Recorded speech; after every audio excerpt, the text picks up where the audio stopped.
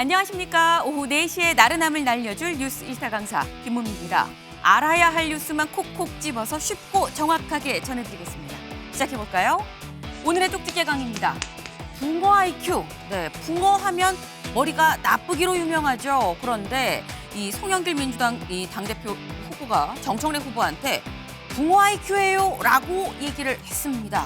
대체 왜 이런 얘기가 나온 걸까요? 잠시 뒤에 대담으로 짚어봅니다. 미끼, 뭐가 뭘 위한 미끼라는 건지 일단 이 영상부터 보고 오시죠.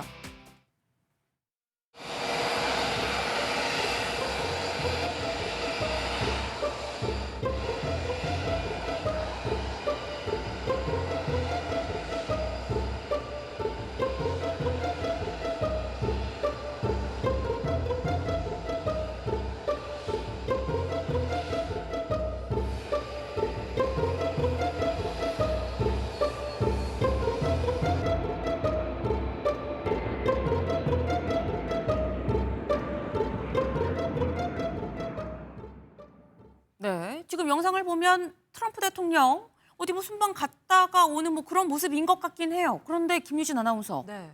트럼프 대통령의 순방과 미끼는 무슨 관련이 있습니까? 네, 일단 트럼프 대통령이 지난달에 튀르키예에서 열렸던 나토 정상회의에 참석을 네. 했습니다. 그리고 지금 보신 영상이 이후에 미국으로 귀국을 하는 귀국길에 오른 그런 모습이었는데요. 그런데 그 과정에서 연막 작전을 통해서 다른 비행기로 트럼프 대통령이 바꿔 타면서 기존에 처음 탔던 에어포스 1에는 트럼프 대통령이 없었다. 이건 미끼였다. 아하. 이 얘기가 여기서 나오는 겁니다. 네. 바로 이란의 암살 위협에 대응하기 위한 조치였다. 이런 설명인데요. 네. 이날 귀국길에 트럼프 대통령을 보면 전용기인 에어포스 1 앞에서 사진도 찍고 실제로 비행기를 탔어요. 네. 그런데 그 이후에 기내로 들어와서는 몰래 기체 뒤편으로 가서 기내식 트럭을 이용해서 군수송기로 이동을 했고 이걸 타고 영국으로 갔습니다. 네. 그리고 영국에 준비돼 있던 또 다른 에어포스 1을 타고 미국으로 귀국을 했던 건데요. 이번 일을 두고 SNS에선 사실상 이를 조롱하는 듯한 굉장히 많은 합성 이미지들, 밈이라고 하죠. 이런 네. 것들이 등장을 하고 있습니다. 특히 이란 대사관에서 네. 직접 AI를 활용해서 영상을 올리기도 했는데요. 그걸 네. 보면 트럭에 숨어서 겁먹은 듯한 표정의 트럼프 대통령의 표정이 굉장히 압권이었습니다. 네. 아니 이란에서 약간 조롱하듯이 이런 영상까지 나올 정도로 지금 보면 볼까요? 타는 거는 제대로 탔어요. 전용기에 타긴 탔는데 근데 기내식 트럭을 타고 이동해서 수송기로 이동을 해서 거기서 다시 영국에서 다시 또 다른 에어포스 1으로 갈아탔다라는 거예요. 근데 이렇게 되면 오늘 저희 키워드가 미끼인 이유가 있죠. 여기에 탔었던 사람들 대체 누가 탔었느냐? 그럼 기존 에어포스 1에는 보겠습니다.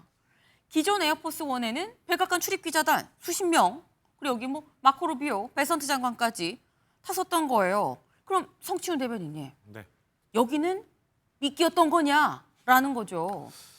뭐 루비오 장관이나 베센트 장관까지는 그럴 수도 있다고 생각되는데 네. 이제 언론인들 같은 경우에는 이걸 납득하기 어렵지 않을까.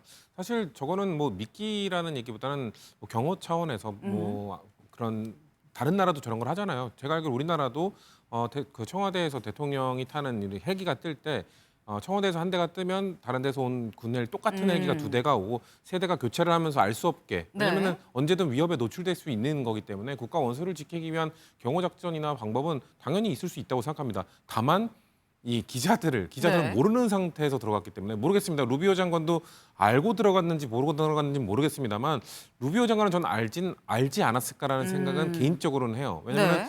대통령이 다른 데로 옮겨 탔으면 루비오 장관이 몰랐을 리가 없을 거기 때문에 아. 그러면은 왜 옮겨 탔는지도 들었을 거기 때문에 그럼 결국 기자들 입장에서는 네. 뭐지? 우리를 미끼로 썼다는 건가? 이런 생각을 할 수 있기 때문에 부적절하지 않았나. 그러니까 좀 미끼 작전 혼돈을 주기 위한 작전 이런 것까지 이해를 하는데 네. 그 안에 타고 있는 게 기자들이었기 때문에 문제가 되는 것 같습니다. 네. 사실 우리나라도 대통령이 탄 차와 이 차 앞뒤로 똑같은 차를 배치해서 동시에 움직이죠. 어디에 대통령이 탔는지 명확하게 구분이 되면 자칫 또 위험할 수 있기 때문에 마찬가지로 지금 헬기도 그런 식으로 좀 운용을 하긴 하는데 근데 이준호 대변인님 지금 여기에 한 100여 명 정도 뭐 기자단 뭐 마코 루비오 베선트 다 포함해서 한 100여 명 정도가 탔었다 그래요. 그럼 이게 빈 차랑 빈 헬기 운영하는 거랑은 다른 거 아닙니까? 좀 다르긴 하죠. 다른데 만약에 그렇다고 해서 저기 있는 저 기자단들을 따로 또 움직이게 되면 왜 에어포스 원에 안 타고 또 다른 비행기를 타느냐? 그리고 왜 에어포스를 비우고 텅 빈 채로 띄우느냐?라고 하면서 여기서 또 말이 새어 나갈 수가 있거든요. 그리고 저렇게까지 한 이유가 또 있는 것 같아요. 왜냐하면 지금 현재 이라크와 전쟁 중인 상황인 거고 거기서 테러 위협, 실존적인 테러 위협이 있답니다. 네. 트럼프 대통령이 호텔을 묵으면 호텔에 몇 층에 묵었는지도 파악을 해서 공격을 하려고 했다는 등 이런 식의 구체적인 테러 대한 첩보가 들어왔기 때문에 이거는 굉장히 실현 가능성이 높은 상황이라서 그래서 이제 보안을 철저하게 유지할 수밖에 없었다. 과거에 이제 기자들이 알려주고 옮긴 적은 있습니다. 비행기를 따로 옮긴 적이 있었는데 그때 이렇게 구체적인 테러 위협 행위가 없었었거든요. 그보다 훨씬 높은 테러 위협이 있기 때문에 네. 기자들에게조차도 양해를 구하지 못하고 극비리에 할 수밖에 없지 않았겠느냐. 그만큼 트럼프 대통령의 지금 신변의 위협도가 굉장히 크다. 이렇게 봐야 할 것 같습니다. 네, 지금 성춘 대변인께서는 기자들한테는 건 알려줬어야 지금 이준호 대변인께서는 아니, 그만큼 급박했었다는 거 아니겠느냐라고 말씀을 하셨는데 김유진 아나운서. 네.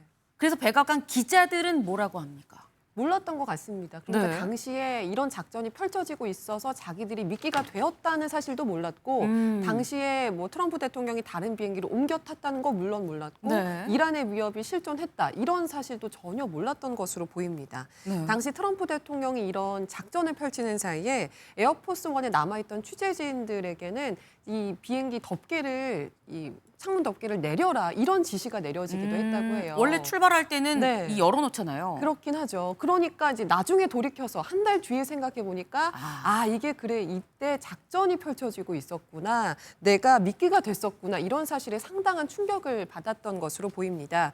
한 출입 기자는 기자라는 이 직업의 특성상 위험을 감수한다. 하지만 그게 대통령을 대신해서 위험을 감수하는 것은 아니다. 이런 말을 했다고 하고요. 백악관 출입기자협회 회장은 관련 보도가 나온 뒤에 네. 향후 예기치 못한 이런 보안 상황이 발생했을 때는 대응 절차를 마련을 해야 되니까 이런 것들을 기자들과 협력해달라 이런 요청을 하기도 했다고 전해집니다. 사실 기자들의 입장에서는 뭐 제가 기자에서 하는 말씀은 아닙니다만 기자들의 입장에서는 지금 에어포스 원 타고 영국으로 갑니다라고 보도를 했는데 이것도 거짓말이 되는 셈인 거죠. 이게 뭐 보도 이후에 엠바고나 뭐 이런 뭐 이 오프라는 또 다른 차원의 얘기인 게 기자들도 모르고 속았다라는 차원이 되는 거예요. 근데 이게 지금 김유진 아나운서 네. 예전에 클린턴 대통령도 암살 위협 있었지만 이렇게 하진 않았었거든요. 맞습니다. 클린턴 대통령도 과거에 이렇게 미끼 비행기를 활용했던 적이 있습니다. 네. 이때는 에어포스 1과 일반 비행기가 동시에 이제 같은 공항에 착륙을 했는데 당시에 타고 있던 비행기, 대통령이 타고 있던 건 일반 비행기였던 상황인데요. 근데 당시에는 이런 작전을 펼칠 때 사전에 기자들에게 이야기를 했다고 해요. 이런 작전을 펼칠 거고 네. 대통령은 어떤 비행기를 타 있다. 그리고 기자들은 어떤 안전 조치를 미리 취해라. 이런 내용들을 모두 공유를 하면서 네. 이건 보도하지 말아달라. 이런 부탁까지 했다고 합니다. 아무래도 이런 사례가 있기 때문에 이게 또 이번에 트럼프 대통령의 연막 작전과는 굉장히 좀 차이가 있다 보니까 비교가 돼서 오히려 더 이번 작전을 향한 비판 여론이 거세지는 것 같기도 합니다. 네. 그러니까 아마도 트럼프 대통령은 출입 기자들에 의해서 정보가 뭔가 유출되는 걸 좀 우려한 거 아닌가라는 생각이 드는데 서양호 위원님, 사실 뭐 이 청와대도 근무하시고 이게 공보 쪽 업무도 좀 같이 하신 걸 제가 아는데 또 언론이랑 잘 얘기하면 될 수 있는 부분은 아닙니까? 그렇죠. 설령 언론의 엠바고를 전제로 해서 협조 요청을 해서 그것이 보안이 새더라도 그걸 받아들이는 게 대통령의 숙명이죠. 그 바람둥이 빌 클린턴도 죽음 앞에서 저렇게 협조를 구해서 자신에게 혹시 그 안에 뭐 스파이 기자가 있을지 어떻게 합니까? 그럼에도 불구하고 언론이라고 하는 공적 신뢰에 대해서 함께 협의해 나갔는데 제가 볼 때는 우리 트럼프 대통령은 그 바람둥이 클린턴만도 못한 모습을 보이는데 특히 트럼프 대통령은 잘 아시겠지만 재선 때 귀 막으면서 파이트 이러면서 네. 강한 대통령 이미지로 대통령이 당선되었고 본인의 강경 대외 정책 노선 때문에 결국 이란 전쟁까지 감행되지 않았습니까? 그런 위기를 자초한 대통령이 오히려 위급한 상황에서 협의를 통해서 이런 위험한 상황이니까 함께 지혜를 모아서 해결해 나가자가 아니라 자신만 비겁하게 군 비행기 내에 반입하는 물품차 수송 차량에 숨어서 다른 비행기를 옮겨 타고 대신에 기자들과 자기의 참모들은 혹시 모를 테러가 있을 경우에 희생양이 될 수 있는 그런 걸 선택하는 것 자체를 보면 정말로 트럼프 대통령이 강한 대통령인가에 대해서 아주 회의를 느끼는 강한 대통령이면 이런 문제에 대해서 강하게 나왔어야 되는데 그런 거에 대해서 국민들로부터 미국 대통령으로서의 리더십에 대한 크나큰 상처가 되는 문제가 아닌가 생각이 됩니다. 네. 사실 트럼프 대통령 아니 어떻게 이렇게 된 거예요? 라는 얘기가 나왔겠죠. 이렇게 대답을 했다고 하는데요. 직접 들어보시죠. Up to Secret Service. I just follow what they'd like to do. So I go by Secret Service and the military. They wanted me to. Actually, the plane that I flew on was at greater risk. 네, 지금 얘기는 그거예요, 박상수 변호사님. 나 그냥 시키는 대로 한 거야. 나 무슨 일이 벌어질지 누가 알아? 라고 지금 얘기를 했거든요. 납득되십니까? 루비오 국무부 장관이 여기 그 미끼가 된 비행기에 탑승했다라는 측면에서 저는 이렇게 알려질 때를 어느 정도 좀 대비한 게 아닌가. 예, 루비오 국무부 장관 정도가 같이 탑승할 정도의 어떤 그런 위기 상황이었다. 국무장관도 위험을 감수했던 것이다라고 하는 면을 기자단들한테 좀 보여주기 위해서 네. 그랬던 게 아닌가라는 그냥 이거는 제가 확인된 바는 전혀 없으니까 개인 생각. 그냥 제 개인 생각이긴 한데 사실 백악관에 출입할 기자 정도면은 그 미국의 언론사들에서도 가장 좀 제일 좀 이렇게 손꼽히는 기자들이지 않겠습니까? 그리고 뭐 신원이나 이런 면에 있어서도 충분히 보장이 되는 면이 있을 텐데 그리고 또 출입 기자와 그 백악관의 관계는 또 묘하게 이렇게 또 그렇게 먼 관계는 아닐 거라는 생각이 듭니다. 그렇기 때문에 언론들 기자뿐만이 아니라 이 백악관의 출입 기자를 보낸 이 언론사들의 입장에서 상당히 서운할 수밖에 없었을 사안인 것 같다. 그리고 그러한 지점들에 대해서는 앞으로 트럼프 행정부가 좀 감당을 해야 될 것 같다. 언론사들 입장에서 굉장히 그에 대해서 좋지 않은 감정을 가질 것이기 때문에. 네. 근데 국무장관을 태울 정도로 뭔가 그런 점이 있었던 것 같고 저는 저 인터뷰가 그래서 조금 좋지 않았던 것 같아요. 차라리 그냥 이제 국무장관도 거기에 탔었다라고 차라리 하는 게 낫지 않았을까라는 생각이 들고 네. 그랬다면 기자들도 조금은 우리와 함께 갈 생각이 있었구나라는 생각을 하지 않았을까 싶은 생각도 듭니다. 네. 마코 루비오와 베선트 장관도 탔으니 그만큼 좀 정말 그야말로 연막 작전을 하지 않으면 안 되는 급박한 상황 아니었겠느냐라는 건데 실제로 김유진 아나운서 네.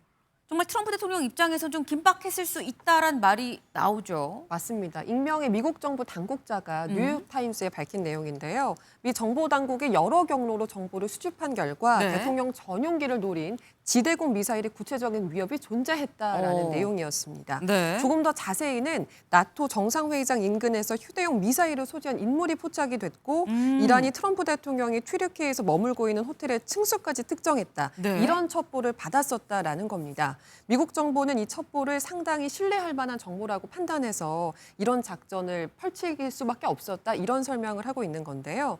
사실 그동안 트럼프 대통령을 노린 암살 시도가 우리가 알고 있는 것만 여러 차례가 있었습니다. 그렇죠. 어떤 순간들이 있었는지 그 모습 모아봤는데요. 영상으로 만나보시죠. Take a look at what happened.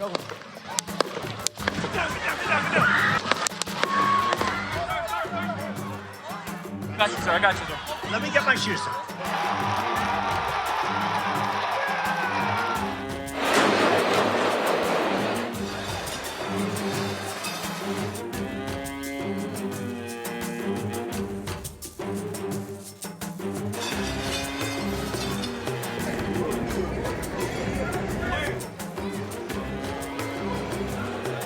I understand life. We live in a crazy world. You go back 20 years, 40 years, 100 years, 200 years, 500 years, it's always been there. People are assassinated. 네. 지금 보도를 보면 그런 거죠. 트럼프 대통령이 어디에 호텔 몇 층에 머무는 것까지 이란이 알고 있었다. 원래 대통령이 호텔에 머물면 통상 그 호텔 전체를 통으로 비우죠. 그런데 몇 층에 있는지까지 알았다. 거기에 더해서 인근에 지대공 미사일이 견착식, 휴대용 갖고 다닐 수 있는 미사일도 포착이 좀 됐다. 이거 보면 성추윤 대변인님, 정말 뭔가 일어날 법했었던 거야라는 생각이 들긴 해요. 뭐 위기 상황이었던 건 맞죠. 미국의 역대 대통령이 트럼프 대통령까지 포함해서 45명인데요. 45명 전부 암살 위협에 늘 시달렸었고 네. 실제로 4명은 암살을 당했고 그리고 3명은 뭐 레이건 대통령이나 루즈벨트 대통령 그리고 트럼프 대통령까지 총을 맞았지만 살았고 그렇죠. 그렇기 때문에 늘 이런 과도한 경호 작전을 펼쳐도 아무도 뭐라고 하지 않습니다. 미국의 대통령들은 늘 암살의 위협에 도사리고 있기 때문이죠. 근데 그렇기 때문에 과도한 경호 작전을 해도 되는 거를 이해하기 때문에 기자들한테 알렸어야 된다는 거죠. 그런 거에 대해서 얘기를 했는데도 협조해주지 않는 언론인은 전 없었을 거라고 생각합니다. 그렇기 때문에 이것이 과한 경호 작전이었다라는 비판보다는 알리지 않고 그들을 미끼로 활용했다는 그것 때문에 지금 문제가 되고 있는 거라고 보여집니다. 네. 모든 역대 미국 대통령은 다 암살 위협을 받았다. 그런데 왜 본인만 안 알리고 그런 것이냐라고 말씀을 하셨어요. 사실 트럼프 대통령 제가 좀 영상으로도 봤습니다만 이 김유진 아나운서 불과 며칠 전에도 일이 있을 법했다면서요. 맞습니다. 암살 위협, 직접적인 위협까지는 아니었지만 뭔가 낌새가 이상한 그런 장면들이 포착이 됐는데요. 네. 현지 시간으로 11일에 트럼프 대통령이 참석한 행사장 위 상공에서 민항기 한 대가 발견이 됐습니다. 그래서 군이 곧바로 이 전투기를 투입을 시켰고 섬광탄까지 발사해 가면서 결국 비행 금지 구역 밖으로 몰아냈다고 전해지는데요. 네. 뿐만 아니라 이번 달과 지난달에 트럼프 대통령이 본인 소유 골프장에 머물던 중에도 이런 민항기가 출현하는 비슷한 일이 벌어졌다고 전해집니다. 이런 것들을 생각을 해보면 트럼프 대통령의 높아진 경계심이 이해가 가는 측면도 있긴 한 것 같습니다. 네. 근데 이 암살 시도가 왜 이렇게 잦다라는 생각도 이준호 대변인 들긴 들어요. 다른 역대 물론 모든 미국 대통령은 다 암살 위협에 노출이 돼 있죠. 근데 트럼프 대통령은 많이 좀 잦다. 그리고 실제로 시행된 것도 꽤 많네라는 생각이 들어요. 이라크 전쟁 시작할 때 지도부, 이라크에 있는 지도부를 미사일로 타격해가지고 한 자리에서 전부 다 제거를 하는 그런 작전을 펼쳤기 때문에 처음부터 이라크 전쟁 펼칠 때부터 군사 분기를 통해서 점진적으로 들어가는 그런 행위가 아니라 지도부를 전부 다 암살하는 그런 행위를 했기 때문에 당연히 이라크 측에서는 야, 그럼 이란. 우리도 이란 죄송합니다. 이란 네. 측에서도 그럼 우리도 그러면 암살을 할 수 있겠다. 당연히 그렇게 생각할 수밖에 없는 상황입니다. 그리고 이게 전쟁이 장기화되다 보니까는 미국 내에서도 지금 이 이란과의 전쟁 어떻게 보면 이제 명분없다 주장하는 측도 있는 거거든요. 거기서 빨리 좀 끝내면 좋겠다라고 하면서 강성인 사람들도 있는 거예요. 그런 쪽에서 보면 양쪽 이란도 그렇고 그다음에 미국 내에 있는 트럼프 강경파, 반대 강경파도 그렇고 그런 쪽에서는 또 미국은 총기가 휴대가 자유로운 나라 아닙니까? 라이센스만 있으면. 그렇기 때문에 훨씬 더 다른 대통령보다는 암살 위협에 노출될 가능성이 많다 이래 보이는 것 같습니다. 네. 트럼프 대통령 뭐 베네수엘라도 그렇고 이란도 그렇고 여러 나라에 대해서 많은 어프로치가 있었죠.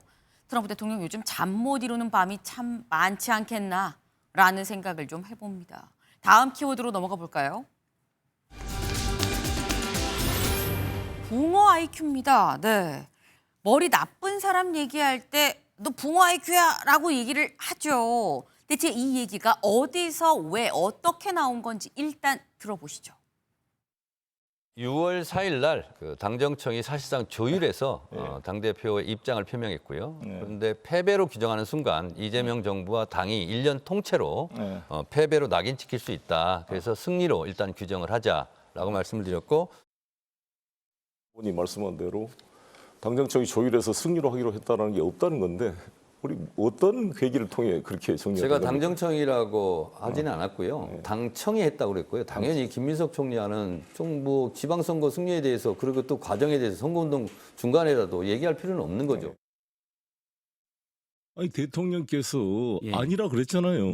논리적으로 해명할 수가 없잖아요. 그러니까 이 거짓말을 한 거잖아요. 그래서 저는 거짓말을 하면 머리가 좋아야 되거든요. 이전에 자기가 무슨 말을 한지를 다 기억하고 있어야 되는데 그 기억을 못하니까 붕어 IQ처럼 붕어가 낚시에 물렸다가 떨어지면 또 좀 있으면 잊어버리고 또 물거든요. 윤석열이 꼭 그랬잖아요. 윤석열이 자기가 5분 발언하면서 앞에 했던 말을 부정한 말을 해요. 거짓말을 하는 능력도 안 되는구나. 네, 지금 송영길 후보가 정청래 후보한테 서양호 의원님, 아니 본인이 한 말도 기억을 못해 너 붕어 IQ야? 라고 지금 얘기를 한 거예요. 어떻게 들으셨습니까? 뭐 논의의 핵심은 그 지방선거 평가에 대해서 당정청이 합의하든 당청이 합의하든 선거를 합의한다고 승리가 되고 합의한다고 패배가 되겠습니까? 그래서 지방선거가 원하지 않은 결과가 나오는 것이 핵심 쟁점인 건데 송영길 대표의 공격이 저렇게 강력해지는 데는 뭐 두 가지 의미가 있는 것 같아요. 하나는 바로 이번 주가 민주당 전당대회에 사실상 승부를 가름짓는 호남 권리당원들 투표가 있는 주입니다. 네. 그래서 이번 주 토요일 날 아마 발표하게 되는데 그 호남 출신의 유일한 당대표 후보로서 호남 지역 권리당원들에게 어필하기 위해서 본인의 강력한 그런 선명성을 부각하기 위해서 하는 것 같다는 생각이 들고요. 두 번째는 이제 전쟁이 다 끝나가는데 공을 세워야 됩니다. 송영길 후보가. 근데 공을 세우기 위해서는 확실하게 정청래 대표의 잘못에 대해서 김민석 후보가 이제 당내 통합을 지금 얘기하는 시점에서 과도한 정청래 대표에 대한 공격을 자제하고 있는 상황에서 아마 송영길 후보가 공을 세움으로써 이번 전당대회에서 본인은 여론조사상으로는 아직까지 우승할 수 있는 등위권 밖으로 밀려나 있는 상황이기 때문에 같은 김민석, 송영길 연대에서 확실한 공을 좀 세우기 위해서 정청래 대표에 대한 각 있는 공격을 좀 한 게 아닌가. 그래서 두 가지 의미에서 좀 거칠어진 것 같고요. 특히 네. 이번 전당대회 특징이 뭐냐면 잘 아시겠지만 그 느슨한 다수의 그 김민석 후보를 지지하는 민주당 권리당원들과 단단하지만 소수의 강력한 지지층이 있는 정청래 후보와의 대결이기 때문에 결국은 이 두 지지 집단이 누가 더 투표에 많이 참여하느냐인데 그 투표는 우리 후보가 좋아요라고 하는 포지티브보다는 상대는 악마예요라고 하는 상대에 대한 네거티브를 통해서 우리 지지층을 격동시켜야 되거든요. 그래서 아마 두 후보 측과 또 송영길 후보까지 포함해서 네. 후보 측에서 상대 후보에 대한 격렬한 네거티브가 강화되는 게 아닌가 생각이 듭니다. 사실 이번 주가 슈퍼위크인 건 맞죠. 이제 곧 호남, 수도권 이제 곧 발표가 난다. 그러다 보니까 좀 말이 세게 나올 수 있긴 합니다만 박상수 변호사님. 네. 근데 저도 그동안 정치부 꽤 오래 출연을 하고 해봤지만 육두문자나 이런 게 나온 경우는 많은데 붕어아이 규지라는 말은 사실 또 처음 들었어요. 육두문자보다 더 기분 나쁠 수도 있겠다라는 생각이 들기도 하고요. 사실 진짜 지금 이제 민주당 전당대회는 거의 분당으로 가는 전초 단계이지 않을까 네, 그런 생각이 들고 네. 지금 거의 뭐 저는 요즘 약간 그 민주당 전당대회 토론회를 방송 때문에 이렇게 보는데 네. 약간 예능으로 보고 있습니다. 그래서 아마 전 국민의 한 절반 이상은 예능처럼 소비하고 있지 않을까 싶은 생각이 들고 그러한 측면에서 정말 순수 재미에 있어서 최고는 송영길 후보이신 것 같아요. 이 워딩도 그러하고 뭐 또 간간히 또 우리 당의 입장에서 보수의 입장에서 들을 만한 예를 들어 뭐 부동산 세제라던가 이런 문제에 대해서 들을 만한 말씀을 또 해주세요. 또 직격탄을 날려주기도 하고 또 수도권의 어떤 국회의원으로서 이런 측면에서 상당히 재미는 있다. 다만 그거를 보고 있는 민주당 내부의 사정은 과연 재미만 있을까? 속이 굉장히 많이 끌어올릴 것이라고 보고요. 그것이 그렇게 쉽게 봉합될 감정적인 골이지는 않을 것 같습니다. 네. 이거 분당 전초전인 것 같은데요? 라고 지금 말씀을 주셨어요. 실제로 정청래 후보도 발끈했죠. SNS에 이렇게 글을 올렸습니다. 뭐라고 했느냐. 아니 지난번에는 뭐 역적이고 뭐 어떻게 해야 된다고 하더니 이젠 붕어 IQ 김민석이 시켰습니까? 송영길의 독특한 인간성입니까? 송치훈 대변인님. 네. 뭡니까? 말이 격해지고 있는데요. 네. 이래도 되나 싶을 때마다 국민의힘을 바라봅니다. 국민의힘을 바라보면 거기도 만만치 않게 싸우고 있기 때문에 네. 국민의힘이 뭐 우리 당의 상황을 걱정할 건 아닌 것 같고요.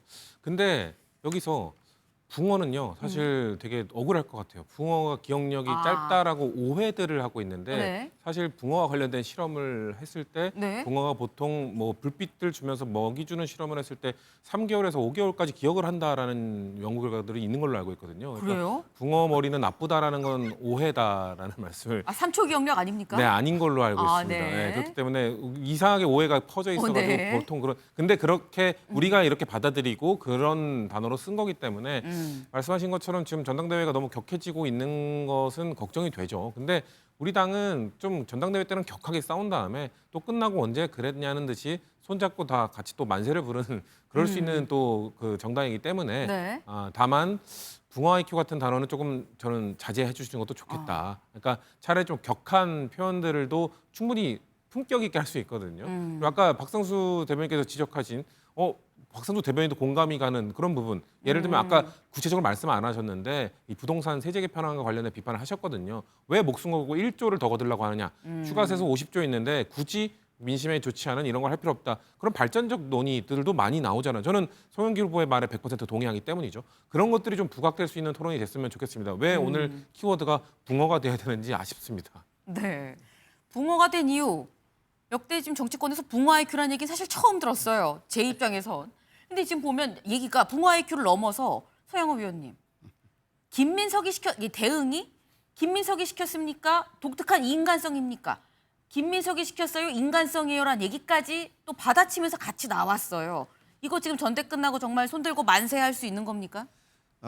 뭐 안 좋은 사례도 많이 있었죠. 보수 정당에서도 잘 아시겠지만 과거에 친이 친박 갈등이 사실은 분열로 인해서 보수 괴멸의 단초가 됐고 이재명 대통령이 되기 전 대선에서는 이낙연 후보와의 지나친 감정의 골들이 결국은 강경 이낙연 지지자들이 윤석열 대통령 후보를 당시 지지하면서 0몇 프로 차의 그 격차에서 상당히 크나큰 아픈 그런 결론이 있죠. 그래서 전당대회에서 서로가 이렇게 돌아올 수 없는 강을 건널 정도의 그런 그 발언이라든가 그 강경 지지층들의 활동들은 전당대회 통합에 도움이 되고 있지 않는가 싶습니다. 그래서 아마 부자 몸조심한다고 김민석 후보가 지난주 중반 후반부터는 네. 통합된 이후에 제일 먼저 정청래 후보와 관계를 풀겠다 그러고 또 정청래 후보도 화답하듯이 김민석 후보와 관계를 풀겠다고 하는 것 같습니다.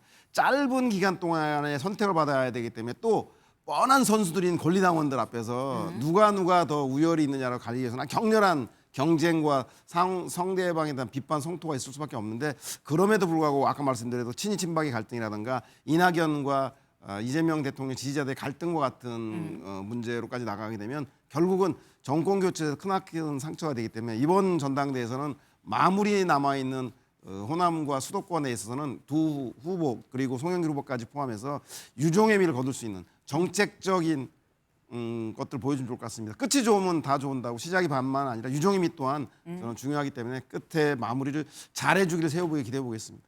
네. 아까 하신 말씀 중에 이런 표현이 있어요. 돌아올 수 없는 강이란 표현을 쓰셨는데 짧게 yes or no로만 여쭤보죠. 강을 건넌 겁니까? 안 건넌 겁니까?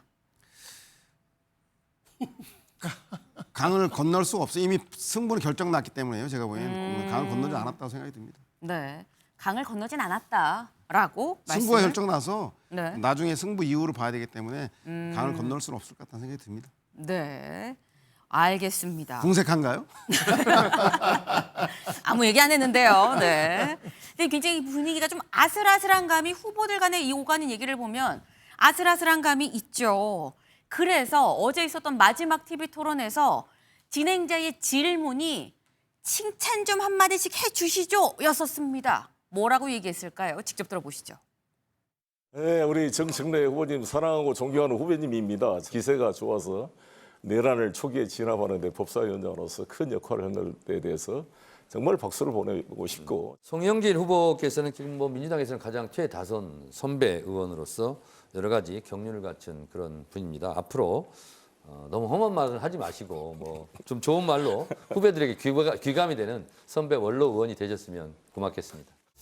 진심으로 말씀드립니다. 김민석 후보께서는 더 긴 기간 동안 실제로 중국에서 미국에서 이렇게 공부도 하시고 미래를 준비한 불굴의 의지 이런 부분을 진짜 높이 평가하고. 우리 정청래 후보님의 부러운 것은 SNS 그 열심히 하시는 거. 그건 정말 그 성실성인 것 같아요. 그래서 제가 가끔 저 젓가락 짜장면 이거 나 죽어도 못하는데 그래서 저런 거 좀 해보고 싶다 하는 그런 부러움을 사실 가지고 있습니다. 네. 지금 서로 막 칭찬을 하면서 웃고 일단 보기에는 분위기는 상당히 좋아 보이긴 하는데 이거 제3자 여쭤봅니다. 이준우 대변인님. 정청래 후보가 김민석 후보의 불굴의 의지를 얘기를 했고요. 김민석 후보는 정청래 후보의 SNS 열심히 하는 성실성을 얘기를 했어요. 이거 칭찬 맞는 거죠? 그거 칭찬 맞죠? 네. 칭찬 맞고 어제 뭐 그 토론회 반응을 보니까 맨 마지막에 서로 웃는 모습을 보면서 많은 당원들이 진작에 좀 이렇게 했으면 좋지 않았겠느냐 하는 얘기가 나왔는데 이게 만약에 토론 내내 1차, 2차, 3차 경선 내내 저렇게 웃으면서 얘기했다 그러면 네. 이게 무슨 전당대회냐 맹탕이지라는 또 얘기가 나왔을 거예요. 이게 치열하게 서로 검증을 요구하고 서로 비판하고 했던 네. 그 과정이 있었기 때문에 마지막에는 우리 경선 끝나면 최종적으로 같이 손잡자라는 저런 분위기에 박수를 보낼 수 있었던 게 아닌가 싶은 생각이 들고요. 저기 방송에는 안 나왔지만 저 또 눈여겨봤던 게 뭐냐면은 만약에 끝나고 나서 대통령과 식사를 한다면 누구랑 같이 가겠느냐라고 했을 때 중요한 포인트가 있더라고요. 이제 김민석 후보는 정청래 후보랑 같이 가겠다고 했거든요. 근데 정청래 후보는요 배우자와 함께 가겠다고 했습니다. 네. 이게 무슨 말이냐? 정청래 후보가 만약에 당선되면, 만약에 떨어지면 당선이 아니라 떨어지면은요. 제가 보기에는 굉장히 위험한 상황이 될 것 같습니다. 이거 인정할 수 없어. 나는 같이 못 간다. 내가 창당을 해서라도 다음 총선에서 내 세력의 힘을 한번 보여주고 나는 대권에 꼭 도전하겠어. 라는 그런 행보를 보여줄 가능성이 상당히 있다고 생각이 들고요. 그리고 그런 이제 답을 한 정청래 후보가 만약 당선된다라고 하면요. 과연 김민석 후보를 품고 갈 것인가? 지금 김민석 후보를 같이 안 간다고 하는 사람이 정청래 후보거든요. 그래서 품고 가지 않고 정말로 윤리위에 김민석 후보를 제소해가지고 윤리위에서 한 심판 받아보겠다라고 할 수도 있을 것 같다라는 생각이 들기 때문에 어제 그 이제 멘트가 저는 굉장히 눈여겨볼 포인트가 좀 되는 것 같다 이렇게 보입니다. 지금 말씀을 들어보면 성치훈 대변인님, 김민석 후보는 나중에 정청래 후보를 품을 것 같은데 정청래 후보는 김민석 후보한테 뭐 품거나 혹은 안기지 않을 것 같아요라는 말이거든요. 저는 또 같은 대답인데도 다르게 해석하는 것 같은데요. 저는 김민석 후보는 아무래도 좀 중도적인 당원들에게 어필을 해야 되기 때문에 지금 너무 우리가 싸우고 있는 것처럼 보이지만 나는 결국 치열하게 싸운 정청래 후보를 데리고 갈 거다. 그러니까 왜냐하면 중도층은요 너무 치열하게 싸우면 등을 돌려버리고 아예 투표를 안 해버릴 수 있거든요. 그러니까 화해하고 다시 하나의 민주당이 되기 위해 노력할 테니까 걱정 말고 나를 뽑아달라라는 메시지를 하는 것 같고요. 정청래 후보 같은 경우는 여성 당원들을 타겟팅한 게 아닌가. 이 와중에도 부인을 챙기는 모습. 이 와중에도 뭔가 로맨티스트로서의 모습 뭐 이런 것들을 좀 어필하기 위해서 그런 게 한 게 아닌가라는 생각이 듭니다. 뭐 글쎄요 이준호 대표님께서는 그런 기회가 있을 때 부인 그 형수님과 같이 갈 생각이 없으신 건지 그걸 너무 전략적으로만 바라보시는 게 아닌가라는 생각이 듭니다. 네. 집에서 보고 있으면 좀 큰일 날 수도 있겠다라는 생각도 살짝 들긴 하는데 일단 같은 말 다른 해석이에요. 또 이렇게 보고 이렇게 볼 수도 있다라는 겁니다. 이게 지금 보면 송영길 후보가 한 얘기도 이 눈에 띄죠. 내란 초기에 진압에 큰 역할을 했어요라고 또 이렇게 칭찬을 해줬는데 근데 또 왜 약간 또 붕어 IQ라고 또 얘기를 한 것이냐라는 생각도 살짝 들고 근데 지금 굉장히 오가는 말들이 물론 칭찬합시다에서는 좋은 얘기가 오가긴 했습니다만 그 외에 저희가 하는 것들은 아슬아슬해요. 신경전 좀 치열합니다. 과열됐어요라는 포인트들이 분명히 포착이 됩니다. 이런 가운데 이른바 팀 정청래가 오늘 모두 한 자리에 모였습니다. 모여서 무슨 얘기했을까요? 직접 들어보시죠. 오늘 개혁 지도부 후보자들 모시고 무삭제, 무대본, 노컷 그리고 순전 애드립으로만 오늘 방송을 하겠습니다.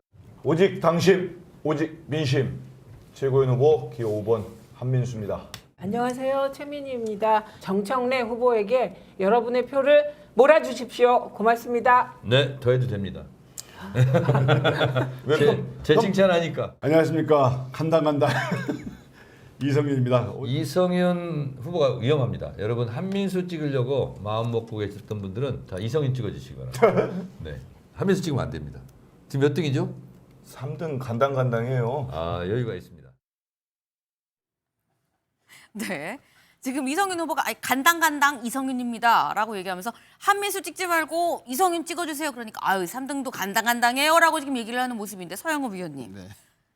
이성윤 후보가 5위 안에 못 들 거라는 생각을 못했던 걸까요? 여기 이성윤 구하기에 나선 거 아니냐라는 생각이 들거든요. 최민희 후보의 역설이에요. 그러니까 최민희 후보가 과거부터 이제 강경 지지층이 주로 보는 유튜버에서 오랜 동안 활동을 하고 그리고 상임위 활동마다 개혁적인 모습들을 유감없이 보였어요. 그래서 인지도나 지지도 면에서 민주당 권리당원들과 적극 지지층에서 가장 강력한 소구력을 가지고 있는 사람이죠. 그러다 보니까 최민희 후보에게 표가 너무 많이 모여버린 거예요. 그러니까 친청의 표는 친명으로 안 가거든요. 거꾸로 친명의 표도 친청으로 안 가고. 그러니까 친청 내 표가 잘 분산돼야 되는데 최민희 후보에게 너무 쏠리다 보니까 사실은 이성윤 후보의 갈 표까지 마저 쏠려버린 거죠. 이성윤 후보가 표가 빠져서 6등으로 간 거죠. 그에 반면에 친명 후보들은 잘 아시겠지만 박선원 의원이나 서미아 후보나 김용 후보나 박선원 의원이 앞서긴 하지만 표가 비슷비슷하게 등가해서 가고 있어요. 그래서 아마 원래 애초에 예상은 친청 3명, 친명 2명이었는데 표가 잘 분산된 친명이 3명이 되고 친청이 오히려 표 쏠림 현상 때문에 2명을 했는데 저는 정청래 후보 얘기가 재밌어요. 여성은 그 5등 안에만 꼴찌하더라도 예를 들어 5등 안에 여성이 없으면 6등을 해도 자동 당선인데 네. 최민희 후보는 저기 5등까지도 여유가 많고 네. 서미아 후보가 만약에 처지면 6등을 해도 되는데 굳이 한민수 후보 표를 빼려고 하는 이유는 뭐냐면 아마도 최민희 후보에게 수석 최고위원 자리를 뺏기지 말아야 된다. 최민희 후보 표 아마 최민희 후보도 내 표 나눠주세요 하면 안 할 거예요. 왜?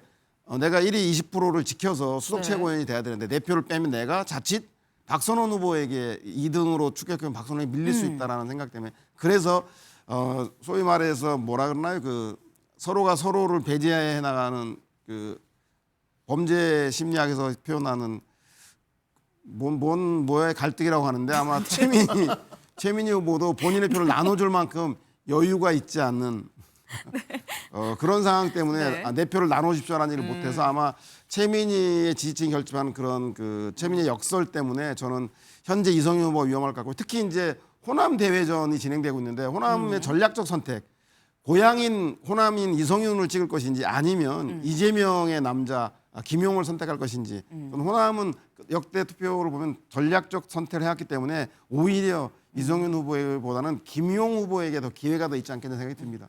사실 지금 말씀하신 그 부분을 저도 범죄자의 딜레마였네요. 죄송합니다. 알겠습니다. 나이가 네. 먹다 보니까 제가 금붕어가 돼갑니다. 네. 이게 지금 안 그래도 하신 말씀 중에 그런 게 있었죠. 아니 왜 한민수 후보보다 최민희 후보가 훨씬 득표가 많은데 표를 나눌 거면 최민희 후보 거를 나누면 되는데 한민수 찍지 말고 이성윤 찍으세요. 한민수 후보 표를 나누려고 하는 것이냐라는 건데 근데 이 얘기를 들어보면 어떤 생각을 할 수 있냐면 성추현 대변인님. 네. 약간 한민수 후보는 의문의 1패예요. 보는 사람에 따라서는 한민수는 버리는 카드야? 라고 생각할 수도 있거든요. 글쎄요, 지금 사실 딴지 게시판이나 이런 분들의 그런 친청계를 지지하는 분들의 이런 투표 전략이 네. 최민희 후보는 상수로 두고 한민수 후보와 이성윤 후보를 번갈아서 찍자로 알고 있거든요. 그렇기 때문에 뭔가 여기서 한민수 후보보다 나에게 좀 달라라는 어필을 하는 걸로 보여지고요. 사실 수석 최고위원을 만들기 위해서 사실 우리 당의 수석 최고위원이 다른 최고위원보다 뭐 권한이 더 있는 건 아닙니다. 네. 뭐 투표권이 한 표 더 있는 것도 아니고요. 그냥 기분이 좋은 1등 수석 입학일 뿐입니다. 뭔가 기분만 좋습니까? 뭐 입학금 면제되는 것도 아니고 당비 면제되는 것도 아니고 최고위원 직책 당비 다 똑같은 걸로 알고 있기 때문에 네. 뭔가 어차피 지금 그 지도부 구성에서는 어느 쪽에 한 명이 더 많은가가 중요한 거고 그건 사실 그것도 그렇게 크게 중요하진 않습니다. 우리 당은 국민의힘과 달리 지명직 최고위원이 2명이기 때문에 어차피 2대3, 3대2가 되더라도 지명직 최고위원에 의해서 어차피 그 당대표가 되는 쪽이 다수가 될 수밖에 없는 구도기 때문에 그렇기 때문에 이성윤 후보가 그런 얘기를 하는 거는 결국 제가 말씀드린 그런 지지자들이 이미 상수로 최민희 후보를 정해놓고 있기 때문일 수도 있고 네. 아니면 개인적으로 그냥 최민희 후보가 좀 무서워서 그런 게 아닐까라는 생각도 있습니다. 마지막은 그냥 개인적인 생각이신 것 같아요. 일단 정말 무서워서 그런 걸 수도 있어요라고 말씀을 지금 하셨는데 근데 사실 보면은 정말 최민희 후보 수석 최고위원 만들기라는 게 실제 전략으로 좀 있는 걸까라는 생각이 드는 게 최민희 후보 최근에 이런 일이 있었죠. 정청래 후보도 거기 한마디 보탰는데 직접 보고 오시죠.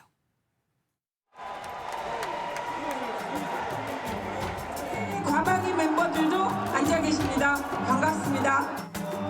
방송 장악만 저지했는 줄 아시죠? 방송 개혁법만 완성했는 줄 아시죠? 아닙니다. 강선을 과방위원장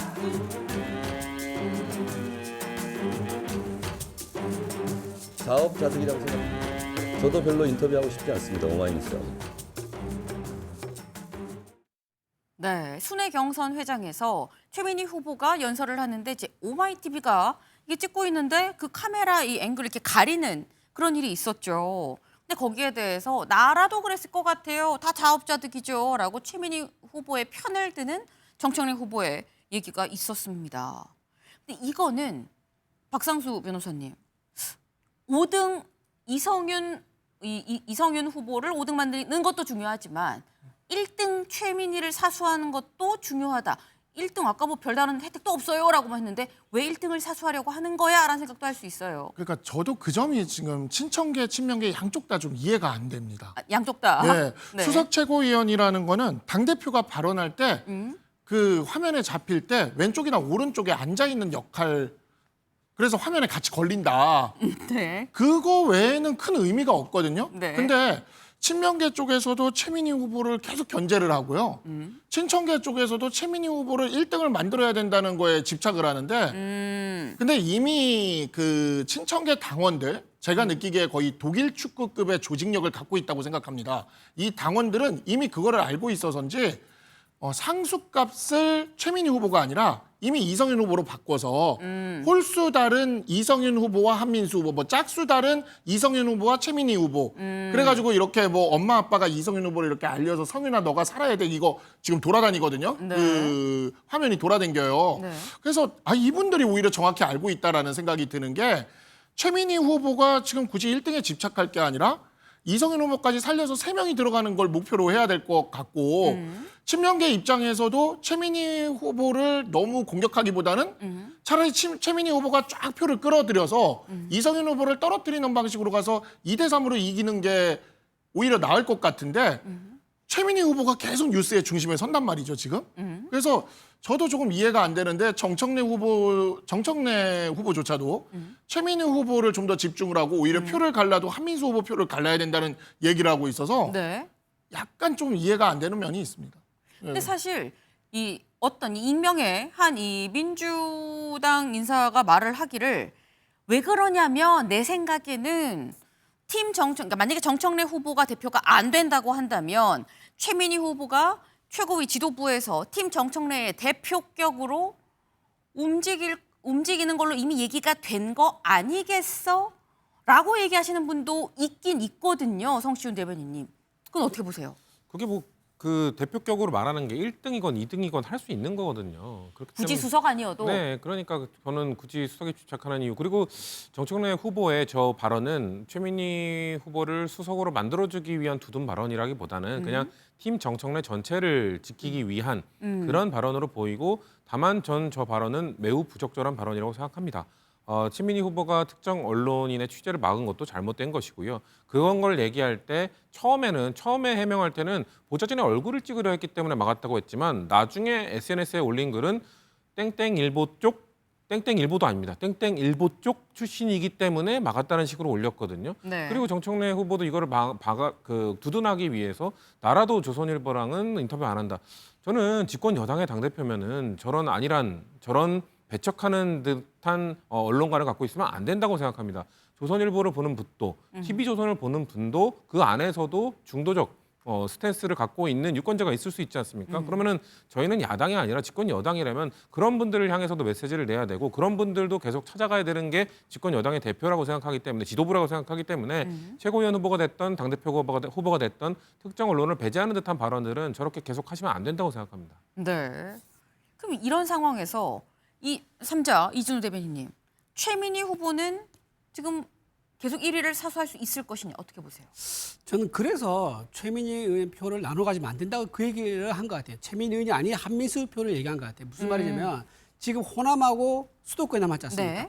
호남에서 수도권 표가 최민희 후보한테 많이 안 갈 수도 있다. 그 가능성을 지금 전제에 두고 가정을 해서 아하. 내가 최민희 후보를 나누자라고 얘기하면 만약에 좀 덜 가는, 네. 적게 가는 상황이 주반에 일어날 수 있는데 내 말 때문에 진짜 더 빠지게 되면 차석이 될 수도 있는 거거든요. 수석이 안 되고. 그럴 가능성을 염두에 가정에 두기 때문에 최민희 의원 표를 얘기하지 않고 한민수 의원 표를 얘기하지 않는가 싶은 생각이 들고요.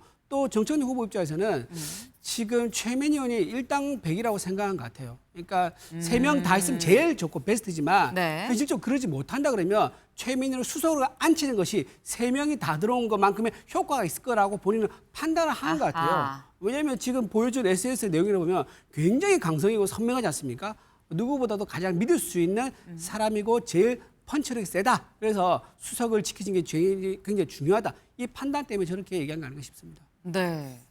지금 이번 주 이제 슈퍼위크다라고 말씀을 드렸죠. 지금 말씀처럼 과연 일당백이라는 최민희 후보가 수석 자리를 사수할 것인지 순서가 뒤바뀔 것인지 이성윤 후보는 6등에서 치고 5등 안정권으로 올라올 것인지 지켜볼 대목입니다. 다음 키워드로 넘어가 볼까요? 골프 회동입니다. 네, 누가 누구랑 골프를 쳤다는 건지 일단 보고 오시죠. 저는 잘못된 것을 보고 방관하거나 침묵하는 것은 동조하는 것이라는 생각, 그리고 해도 너무한다 싶어서 보다 못해서 나왔습니다. 옛말에 새불가 사진이라는 말이 있습니다. 힘이 있다고 다 쓰지 말라는 말입니다. 힘을 다 쓰고 나면 반드시 후회할 일밖에 없습니다. 네, 바로 육선의 국민의힘 주호영 의원이죠. 지금 보신 모습은 보안수사권 폐지 관련해서 필리버스터 1번 주자로 나섰을 때의 모습인데 이 주호영 의원과 이재명 대통령이 같이 골프를 쳤다라는 겁니다. 언제? 6월에 6.3 지방선거가 바로 6월 초에 있었죠. 그럼 추측컨대 그 후에 지방선거가 끝나고 같이 골프를 쳤다는 건데 서양호 위원님, 제안은 이재명 대통령이 했을 거라는 추측은 가능해요. 근데 시기가 지방선거 끝나자마자 이 대통령이 치자고 왜? 라는 겁니다. 뭐 주소는 조정식 국회의장이 전현직 국회의장단을 이렇게 다리를 놓아서 자리를 주선한 것 같은데 저는 뭐 이재명 대통령을 충분히 이해합니다. 골프 여야 떠나서 너무 재밌어요. 아, 재밌어서? 예, 인간이 만든 멤버 맞추느라? 스포츠 중에서 네. 가장 많은 도구를 활용해요. 사람들이 축구나 야구를 하면 소질이 있어야 되거든요. 네. 재능이 없으면 좀 하다 말아요. 근데 골프는 이게 뭐 열 몇 가지 기구를 가지고 될 듯 될 듯 이 머리 나쁘고 몸 나쁜 거 전혀 관계없이 될 듯 될 듯 하거든요. 그래서 아마 이재명 대통령도 이 국사에 너무나 지친 몸을 골프하는 동안은 딴 생각을 할 수가 없거든요. 거기에 집중하니까 그 집중하는 동안 딴 생각 안 해서 아마 좀 본인의 재충전도 있을 것 같고 그 와중에 특히 그렇다라고 한다면 정치인으로서의 통합 정치에 국민 통합하기 전에 여야의 정치 통합을 보여줘야 될 모범이기 때문에 아마 골프를 선택한 것 같고 특히 골프는 한 4-5시간 같이 움직여야 됩니다. 그 공이 가는 방향에 따라서 이 사람과 얘기도 했다가 또 저 사람과 얘기도 했다. 그래서 주로 비즈니스 하는 사람들이나 정치하는 사람들이 공식 석상에서 하지 못하는 이야기들을 하기 때문에 과거 역대 대통령 뭐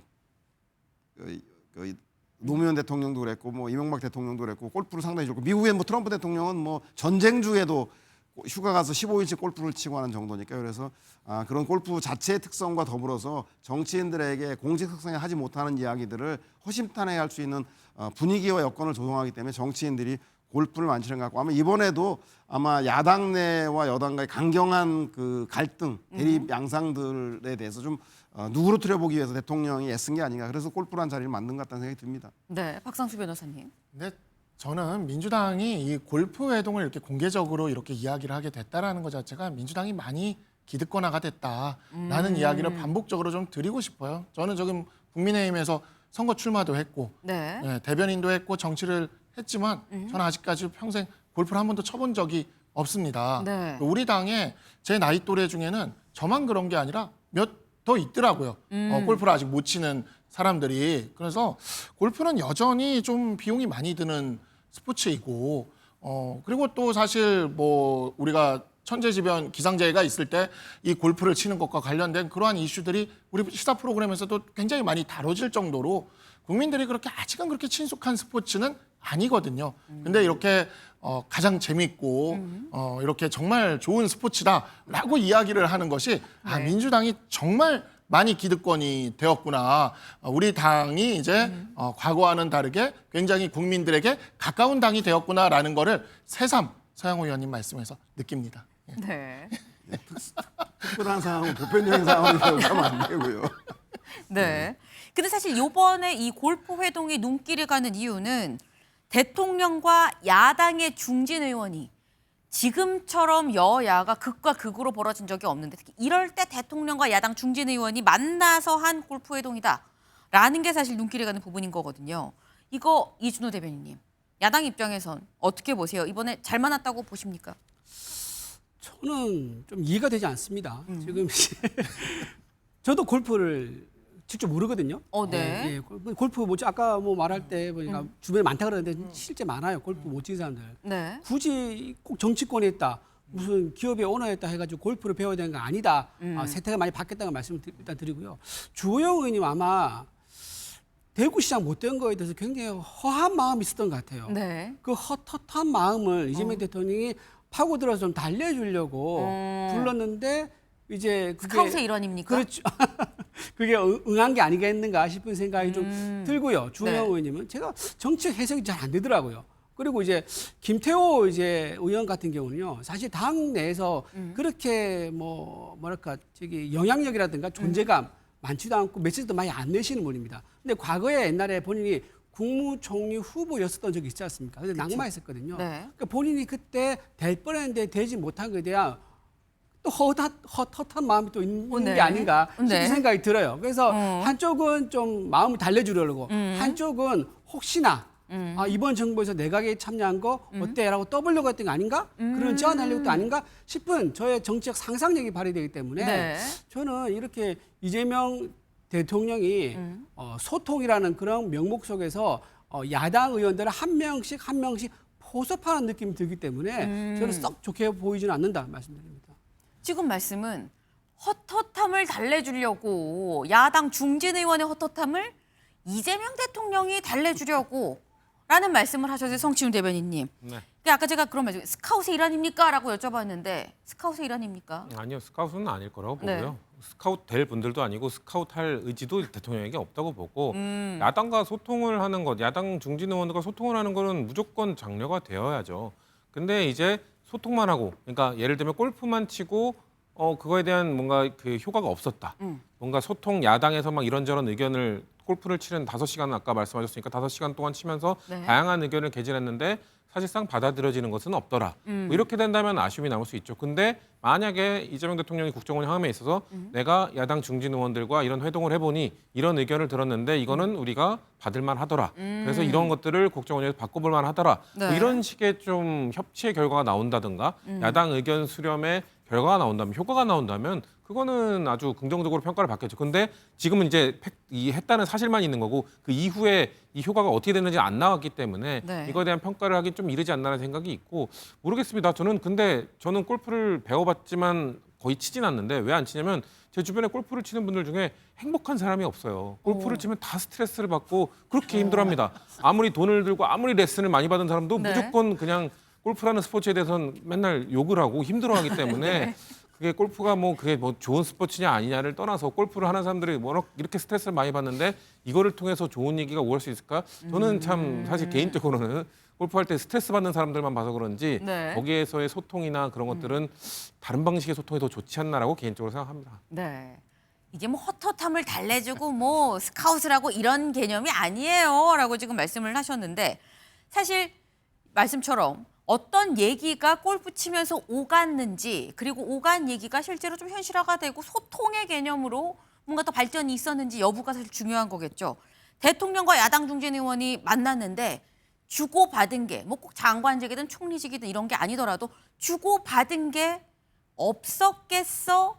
그럼 뭘 주고받았어가 사실 모두의 관심인데 기억하세요. 7월 초에 지난달 초에 골프 제안 받았대요라는 얘기에 나경원 의원이 이런 얘기를 했었거든요. 들어보시죠. 그 제안 자체는 어떻게 보시는 거예요? 골프 회동 아니더라도요. 예. 여당이 야당하고 소통할 생각이 있으면 예. 다른 방법으로 소통하실 일도 많을 예. 거고 우리 이야기 조금 들어주셔야 되는 거 아닙니까? 예. 법사위원장이라도 나눠 가져야 되는 거 아닙니까? 그런 것도 없으면서 만나서 골프 치면 뭐하고 만나서 밥을 먹으면 뭐합니까? 네. 나경원 의원 얘기는 박상수 변호사님. 아니 야당에 줄 것도 없는데 만나서 골프만 치고 밥만 먹자는 거예요? 이런 얘기였었어요. 그럼 이번에는 골프 치고 뭘 받은 거냐? 라는 얘기가 나올 수 있어요. 글쎄요. 그러니까 이 부분에 있어서 이 골프를 치자는 이야기가 어떻게 새어 나온 건지 사실 잘 쳤다는 이야기도 어떻게 새어 나온 건지 잘 모르겠는데 그러한 부분들이 새어 나온 이상 뭐 나머지 이야기들까지는 새어 나올 수 있을지 없을지는 좀 지켜봐야 될 것 같고 제가 알고 있기로는 공식적으로 골프를 쳤다라는 이야기가 어디서 아나운스된 거는 없다고 제가 알고 있거든요. 예, 그런 상황이기 때문에 더더욱 뭐 이 안에서 무슨 이야기가 있었을지 이러한 호사가들의 그러한 이야기들만 늘어나지 않을까 싶은 생각이 들어요. 그래서 누누이 말씀을 드리지만 골프라는 게 그렇게 꼭 국민들이 다들 정말 잘했다라고 생각할 거는 아닌 것 같아서 이 근처에도 이제 보면 뭐 필동도 있고 저쪽에 인사동도 있고 좋은 네. 동네들이 많아요. 네. 거기서 전통차 한 잔씩 하시면서 이야기를 하시는 게 더 낫지 않을까. 국민들이 보기에도 그게 더 대통령으로서 더 이렇게 뭔가 좀 그러한 모습이지 않을까. 꼭 이렇게 골프를 계속 쳐야 될까 싶은 생각이 들고요. 야당 의원들에 대해서 이런 식으로 하는 그러한 모습이 뭐 좋은 이야기일 수는 있을 것 같습니다. 그렇지만 너무 이런 비공식적으로 해서는 그냥 비공식적으로 끝나는 일이지 이런 게 이렇게 새어나오도록 되는 게 그렇게 바람직하지 않을 것 같고 대통령 주변에서 이런 이야기가 새어나오는 게 있다면 그런 부분을 오히려 좀 점검하셔야 되지 않을까라는 생각이 듭니다. 네, 갑자기 필동 인사동 얘기가 왜 나오나 깜짝 놀랐는데 전통차 얘기였었다. 이진호 대변인. 예. 네. 저는 만약에 소통의 어떤 그런 이미지를 만들고 싶었다 그랬다면요. 아마 처음부터 이걸 공개했을 거예요. 근데 지금 조용히 사실상 감추고 있다가 나중에 보도가 된 거 아닙니까? 네. 얘기가 흘러나와가지고 그랬다가 하면 처음부터 목적이 소통의 어떤 아니었다. 소통의 목적이 아니었던 거예요. 소통의 이미지를 만들고 싶은 생각도 없었었고 네. 그리고 또 진짜 실제로 소통의 어떤 그런 거를 만들고 싶었다 그러면 당 대표에게 제안을 했겠죠. 대표에게 그냥 우리 소통 좀 하자.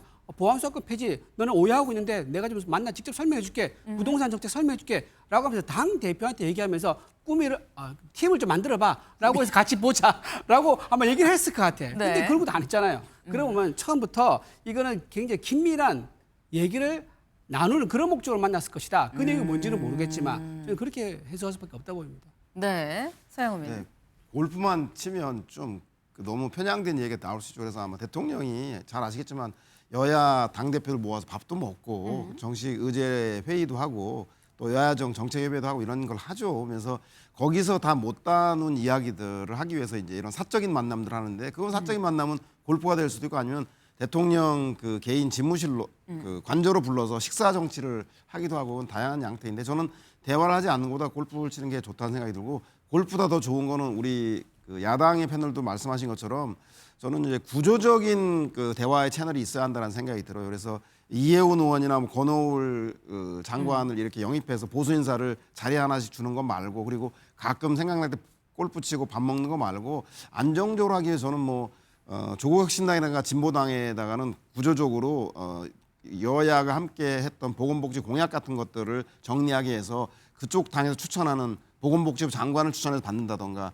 보수정당 내에서 저는 장동혁 대표랑은 뭐 말이 안 될 것 같아서 빼고 최소한 탄핵을 찬성하고 계엄을 반대했던 합리적인 보수 개혁신당이라던가 국민의힘 내에 합리적인 그 보수 세력들과에게는 뭐 기획예산처라던가 뭐 공동공약 협의체를 추진하기 위해서 기획예산 장관 추천해 보라던가 이렇게 함으로써 좀 안정적인 구조적인 다수파가 되기 위한 노력들 이런 것들도 함께 병행된다라면 골프든 식사든 아니면 차를 마시는 것이든 의미 있는 게 아니겠나 싶어서 대통령을 비롯해서 청와대 참모들에게 좀 제안을 해보고 싶습니다. 근데 장동혁 대표를 뺀다는 게 말이 안 되죠. 제1야당의 당 대표인데 어떻게 당 대표를 빼고 소통할 수 있습니까? 공식 속상에는 하고 여야 당 대표 회담 하잖아요. 그러니까 아예 빼자고 말씀하니까 안 되죠. 골프 치는 맛이 나겠어요. 말도 안 통하는 사람도. 그러니까 뭐 서영호 위원님의 말씀은 뭐 네. 우리 당을 좀 이렇게 보수를 좀 이렇게 갈라쳐 보겠다는 그죠? 그런 게 좀 있는 것 같은데 사실 이렇게 이재명 대통령이 우리 당 인사들과 골프를 치는 것과 관련돼서 가장 싫어할 분은 유시민 작가다. 그리고 그쪽에 이제 유시민 작가가 이야기하는 소위 말하는 지금 이제 친청계들의 그 친청계들을 지지하는 당원들이 굉장히 싫어할 것이기 때문에 이것이야말로 민주당 분당을 향한 굉장히 그 긴 길의 시작이 아닐까라는 생각이 듭니다. 네. 그러니까 우리 당은 근데 네. 굳이 국민의힘을 저희가 갈라치기 할 필요는 없을 것 같고요. 국민의힘은 알아서 갈라져 가시기 때문에 네. 저희가 갈라치기 할 필요는 없다. 그리고 만약에 유시민 작가나 이런 분들이 불쾌해한다, 불편해한다면 그분들이야말로 내로남불이죠.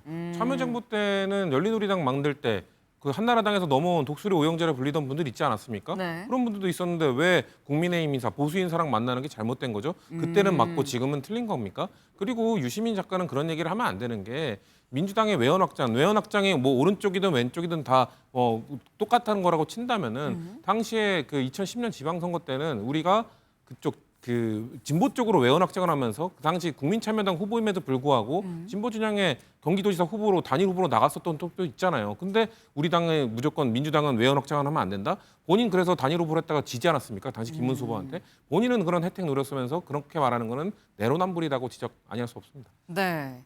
지금 이재명 대통령의 이 골프 회동, 야당 중진들과의 골프 회동, 과연 소통이 목적인지 스카웃, 섭외가 목적인지 앞으로 이어질 골프 회동을 보면 그 성격이 드러나겠죠.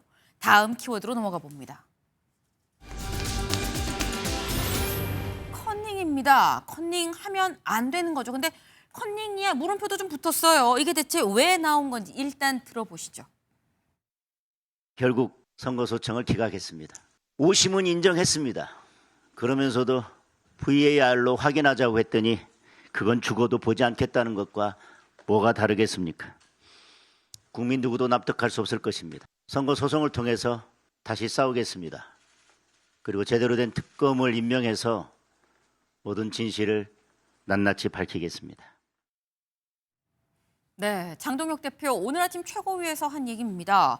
뭐라고 얘기를 했느냐. 6.3 지방선거 관련해서 제기했던 선거 소청이 어제 기각이 됐죠. 그러니까 오심 이 소청이 기각될 거는 예상을 했었는데 오심은 인정하면서 VAR 이것이 화면으로 봅시다라고 하는 건 왜 확인을 안 하는 거예요? 라고 얘기를 했어요. SNS에도 이거 컨닝은 했지만 등수 안 바뀌었으니까 괜찮다는 거랑 뭐가 다릅니까?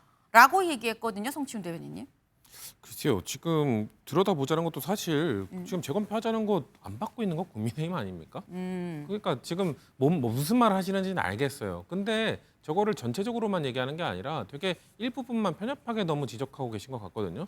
지금 국조특위에서 얘기했었던 재검표 왜 안 받는지 그거에 대해서 범위를 일단 할 수 있는 건 다 하면 되는 건 아닙니까?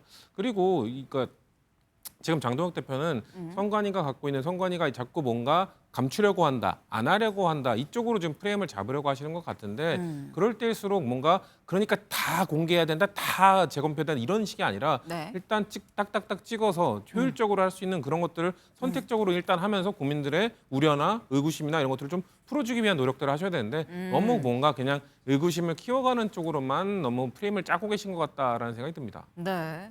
지금 이게 일부 좀 갖고 전체로 자꾸 확대해서 전체 다 엎어야 돼라는 건 너무 비약하는 것 같은데라는 취지로 전 들었어요. 이준 대변인님. 그 말이 맞으려면요. 일부분이라고 그치려고 그러면 전국적으로 그런 현상이 일어나면 안 됩니다. 아주 예를 들면 송파가제 그런 게 있으니까 송파에서 그쳤어야 되죠. 근데 송파에서 일어난 일이 전국적으로 다 일어났다는 게 확인이 됐지 않습니까? 투표용지 부족했다. 예산은 110% 받아갔는데 실제 투표용지 50% 미만으로 준비해가지고 투표용지 부족 사태 일어났었고요. 그래도 또 황당한 게 뭐냐면 투표율 이거를 매 시간 단위로 100개씩 딱딱딱 올라가는 이런 황당한 일이 벌어졌습니다. 그러니까 즉 실제로 투표율을 반영해서 숫자를 넣은 게 아니라 자기들 임의로 마음대로 넣었다는 겁니다. 그렇게 숫자를 마음대로 넣었다는 것은 전산을 조작했다는 거기 때문에 득표율 전산도 조작 가능한 거 아니야? 라고 의심할 수밖에 없는 거고요. 또 더 쇼킹한 것은 이제는 아예 투표율도 나오지 않은 상태에서 1시에 발표될 거를 11시 반에 미리 입력해놨다는 거예요. 그게 또 전산 서버를 통해서 확인됐지 않습니까? 자, 이런 식으로 선관위 내부에 있는 프로토콜이나 규범이 지켜지지 않았고 또 서버에서 로그인 기록들이 다 나와가지고 실제 투표율이 아니 허위로 가짜 투표율이 굉장히 많이 입력됐다는 것이 밝혀졌기 때문에 그러면 전국적으로 어느 정도 이게 있었는지 확인하자라고 얘기한 것은 당연한 겁니다. 그리고 그 행위는 그냥 실수가 아니다. 이거는 부정행위에 가깝다.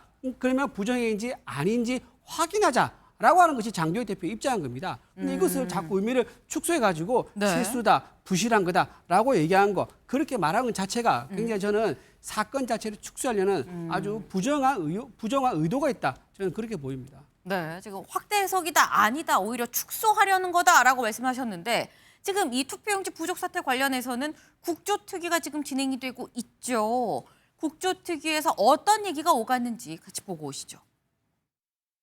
수사기관처럼 엄밀하게 무결성이나 증거 위험을 막아가면서 그렇게 할 수 있겠는가라는 문제가 생기고요. 투표자 수를 임의로 조작, 허위 입력, 고친 거하고 이게 득표자 수를 조작한다.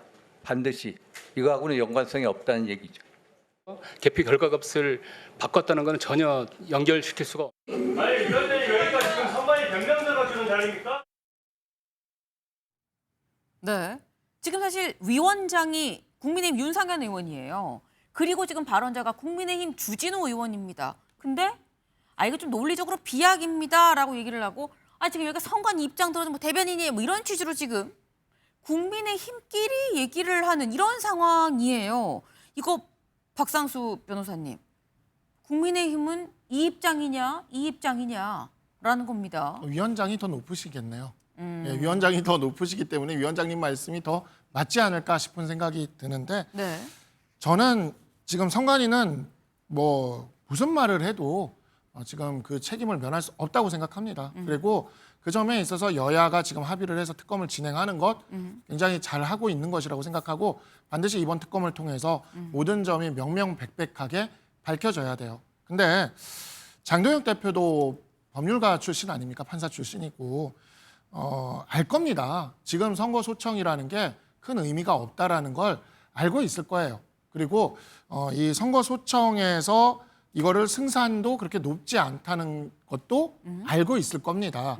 그리고 윤상현 의원은 이 이야기하는 대로 이 부분이 나와서 의심이 생겼다고 저 부분이 반드시 그렇다라고 얘기할 수가 없는 것이고 게다가 소송은 우리가 입증을 해 나가야 되거든요. 근데 우리가 입증해 나가기가 그게 굉장히 어렵다라는 것들도 알고 있을 겁니다. 그런데도 지금 선거소송을 무조건 가겠다라고 이야기하는 것은 이 이슈와 관련돼서 이니셔티브를 놓치지 않겠다. 내가 끝까지 끌고 가겠다라고 하는 어떤 정치적인 의지의 표현인 것 같은데 네. 지금 이 문제는 지금 특검으로 가게 되면서 1막이 저는 마무리됐다고 봅니다. 특검에서 많은 것들이 밝혀질 것이기 때문에 그렇다면 우리는 이제 이걸 특검으로 몰고 가고 그다음 지금 너무 많은 이슈들이 많지 않습니까? 보안 수사권부터 시작을 해서요. 부동산 가격 폭등, 그다음에 주식 가격이 요동을 치는 이 단일 종목 ETF 문제들. 지금 근데 그 모든 이슈들을 부정선거, 재선거라는 올림픽공원 이슈 하나로 지금 다 덮어지고 있는 거를 야당 대표가 하고 있는 거예요. 이러니까 민주당 패널들이 우리 당 대표에 대해서 민주당의 전략 자산이다. 민주당 방송에서 전략 자산이라는 이야기를 계속하고 있는 거 아닙니까? 하나의 프레임에서 어떠한 정도의 어떤 성과를 거뒀다. 예를 들어 우리가 지금 밝혀낸 것이 있다. 네. 그것을 특검을 통해서 확인할 수 있다라고 했으면 여기서 멈출 수 있는 것도 저는 용기라고 생각을 합니다. 실리가 높지 않은 싸움을 계속 끌고 가면서 우리가 민주당에 대해서 싸울 수 있는 많은 것들을 놓치는 이 상황을 다시 한번 소위 말하는 당권파에서 생각을 좀 해주시기를 부탁을 드리고 싶습니다. 네. 저는요 굉장히 좀 위험한 생각이라는 생각이 듭니다. 위험하다는 생각이 들어요. 왜냐하면은 지금 실제로 선관위에서 일어났던 그동안 알려지지 않은 처음 드러난 일들이 엄청나게 많이 확인이 됐습니다. 그동안 선관위 뭐라 했냐면요. 전산 조작은 불가능하다 여러 번 얘기했습니다. 근데 지금 전산 조작 가능한 게 확인됐지 않습니까? 그러면 전산 조작 가능한 범위가 어디까지인가를 확인을 하고 나서 그 얘기를 해야 돼요. 근데 지금 확인됐습니까? 안 됐지 않습니까? 전산 조작이 어느 정도 일어났는가 확인을 특검을 통해서 하고 난 다음에 얘기를 해야 되는데 그 전부터 딱 범위를 규정지어가지고 부정은 아니야. 이거는 그냥 휴먼에러야, 부실이야 라고 축소시킨 것 자체가 국민들의 민심이 이반하는 거죠. 그리고 올림픽공원에 나와 있는 사람들, 그 사람들에 대한 목소리를 외면하는 겁니다. 국민들은 참정권을 빼앗겼다고 목소리를 높여서 얘기하고 있는데 그걸 들어주지 않는다? 이거는 공당으로서 의무를 저버리는 행위다. 어떤 식으로든 간에 민주당에서는 이거를 지금 정권의 문제가 될 수 있기 때문에 축소하고 덮고 싶겠지만 우리 야당은 그래서는 안 된다. 국민들의 선출받은 국회의원으로서 최대한 노력해서 의혹을 밝힐 책임이 있다. 그 말씀을 드리고 싶은 겁니다. 네. 지금 박상수 변호사님과 지금 이준호 대변인 말씀이 완전히 갈리죠. 뭐 당권파는 좀 달라요. 근데 당권파에서는 아니 또 그거는 또 이 얘기가 맞지 않아라고 말씀하셨는데 비슷한 얘기를 나경원 의원이 이렇게 얘기를 했거든요. 들어보고 오시죠. 사실은 이 부정선거라는 말이 굉장히 단어가 오염되어 있죠. 예. 지금. 그래서 이걸 어떻게 보면 이제 굉장히 오염되어 있는 단어인데 부실이 쌓이면 그것이 또 부정인 거거든요. 서양호 위원님, 부실이 쌓이면 그게 또 부정인 거거든요. 라고 지금 얘기를 했거든요. 뭐 옛날에 변증법도 유물론 공부 좀 하셨나 보네요. 그 양질 전화 얘기하시는 것 같은데 제가 볼 때는 개꼬리 3년 묵어도 황모가 되지 않는다고 부실은 부실이지 그것이 부정선거로 치환하는 건 아니라는 생각이 듭니다. 근본적으로 질이 다른 거고요. 특히 지금 국민의힘이 제기했던 선관위에 그 관련해서 그 소청을 제기했는데 소청은 뭐냐면 이 선거 자체가 효력이 없다. 내지는 당선 자체가 효력이 없다라는 것을 그 판단하는 건데 선관위 볼 때는 지금까지 국민의힘이 제안했던 여러 가지 문제가 전체가 투표해서 당선시킨 것과 맞바꿀 만큼의 이득이 있는가에 대해서 그렇지 않다라고 해서 소청을 기각한 겁니다. 남은 건 이제 합수본 수사 결과를 특검이 이어받아서 특검에서 조사를 해서 소송으로 이 그동안 문제 제기했던 부실 선거가 전체 선거 당락에 영향을 미쳤는가에 대한 문제로 밝혀야 되는 문제죠. 그래서 근데 나경원 의원이라든가 장동혁 대표의 얘기를 잘 들어보면 선거 부실을 부정선거로 프레임을 전환해서 결국은 누구냐 이 요구에 그 반응하는 사람은 그 올림픽공원에 모여 있는 걸로 대표되는 그 보수 지지층 내 강경파들이거든요. 박성수 전 대변인이 오랜만에 야성을 회복했는데 야당이 주목해야 될 민생 경제 문제 아주 많죠. 그럼에도 불구하고 이런 일반적인 야당은 필요 없고 그 내에서 딱 잘라서 장동혁 지지 기반이 되어 있는 강경 지지파들이 선호하는 것은 바로 올림픽공원으로 돌아가서 이 부정선거를 갈아엎고 거기에는 서울시장 오세훈도 필요 없고 우리 강경파가 아니기 때문에 원천적 부정선거에 대한 그 재선거를 실시해야 한다라고 하는 그런 그 강경 지지층을 소구하기 위한 장동혁 대표의 정치적 계산이 좀 깔려 있는 게 아닌가 생각이 들어서 저는 윤상현 의원이 잘 얘기하는 것 같다는 생각이 듭니다. 부정선거가 있다고 그 일부의 선거 관리 부실이 있다고 해서 이것이 부정선거라고 단정지어서는 안 된다. 이것이 법과 질서를 존중하는 보수주의 정치인의 가져야 될 모습이라는 생각이 듭니다. 네.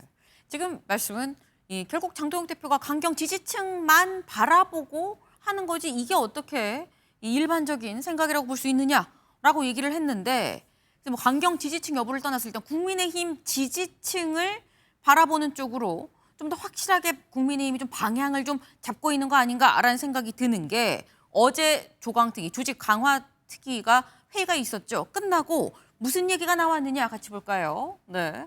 조강특위에서 이걸 지금 검토를 하고 있다. 뭐가? 당협위원장 전원을 당원 투표로 뽑는 방안을 검토하고 있다라는 보도가 나왔습니다. 그래서 오늘 아침 최고위에서 이게 보고가 됐다라는 거예요. 이준호 대변인님 맞습니까? 예, 그 보고된 거는 맞아요. 네. 예, 검토하고 있는 거 맞고요. 지금 이제 장동혁 대표가 지금 바라보는 핵심 키워드는요. 당원 중심 정당으로 우리가 거듭나자라는 겁니다. 그것 때문에 저렇게 당원 투표로 당협위원장을 선출하는 안도 검토되고 있는 거고요. 또 당원들에 대한 소환제. 당원들이 보기 우리가 당협위원장을 뽑았지만 우리의 뜻을 반영하고 있지 않아. 그리고 우리 당이 자꾸 해당 행위를 해. 그러면 우리는 좀 다시 불러가지고 따져봐야겠다. 책임을 물어봐야겠다라고 해서 소환제 도입도 같이 검토되고 있는 상황이거든요. 그래서 장동혁 대표가 그동안 관성적으로 이루어졌다. 그러니까 이번 8월 말 되면 당협위원장 임기가 끝납니다. 그러면 옛날 같으면요. 자동적으로 그냥 죄송합니다. 자동적으로 그냥 임기 연장됐었는데 네. 지금 이제 그렇게 안 하겠다는 거죠. 당위원장으로서 선명하게 우리 당을 위해서 일하지 않았으면 그동안 성과를 정성평가, 정량평가 다 해가지고 책임을 묻겠다라고 네. 해서 당원들의 뜻이 당위원장에 의해서 그대로 반영되는 힘있고 강하고 액티브한 정당을 만들겠다. 그것이 바로 장동혁 대표의 비전입니다. 이런 안, 아직 보고가 되고 최고위에서 땅땅땅 의결은 하지 않았습니다만 이 안, 박상수 변호사께서 어떻게 보세요? 글쎄요, 뭐 당원들의 뜻을 반영하자라는 것에 대해서 정치인들 중에서 누가 그렇게 뭐 반대를 하겠습니까? 근데 당원들의 뜻을 그렇게 존중을 한다면 당원들 2만 7천 명 정도가 이야기를 하는데 당협위원장만 왜 소환을 합니까? 당대표에 대한 재신임 투표하자고 당원들 수만 명이 지금 요구하지 않았습니까? 그에 대해서 뭐 장동혁 대표를 지키자는 당원들이 뭐 몇만 명이 있다고 하는데 제가 다른 방송에서 보니까 거기는 그 중복 그 체크를 그거를 금지를 체크를 안 해놔가지고 그 방송에서 막 PD가 막 서명을 넣었는데 사는 곳의 막 우주, 달, 화성 막 이래도 들어가더라고요. 그 자리에서 바로 3명이 카운트가 됐습니다. 올라가는 그러한 구조던데 그런 식으로 해가지고 몇만 명이라고 얘기하는 것과 다르게 지금 그 수만 명이라고 이야기하는 당대표에 대한 재신임 투표를 요구한 당원들은 그 명부를 만들어서 기자들한테 제공을 했습니다. 그래서 직접 그 확인을 해봐라. 이 사람들이 중복인지 아닌지 확인을 해봐라 해가지고 그렇게 지금 제공이 되어 있기까지 한 상황이거든요. 그렇다면은 그 수만 명의 당원들의 이야기부터 먼저 귀를 기울여야죠. 당대표에 대한 재신임 투표 장동혁 대표가 이 지방선거 전에 자신 있게 얘기하던 거 아닙니까? 당원들이 요구하는데 당원들을 그렇게 생각하신다면 지금 당장 받아주시면 좋겠다.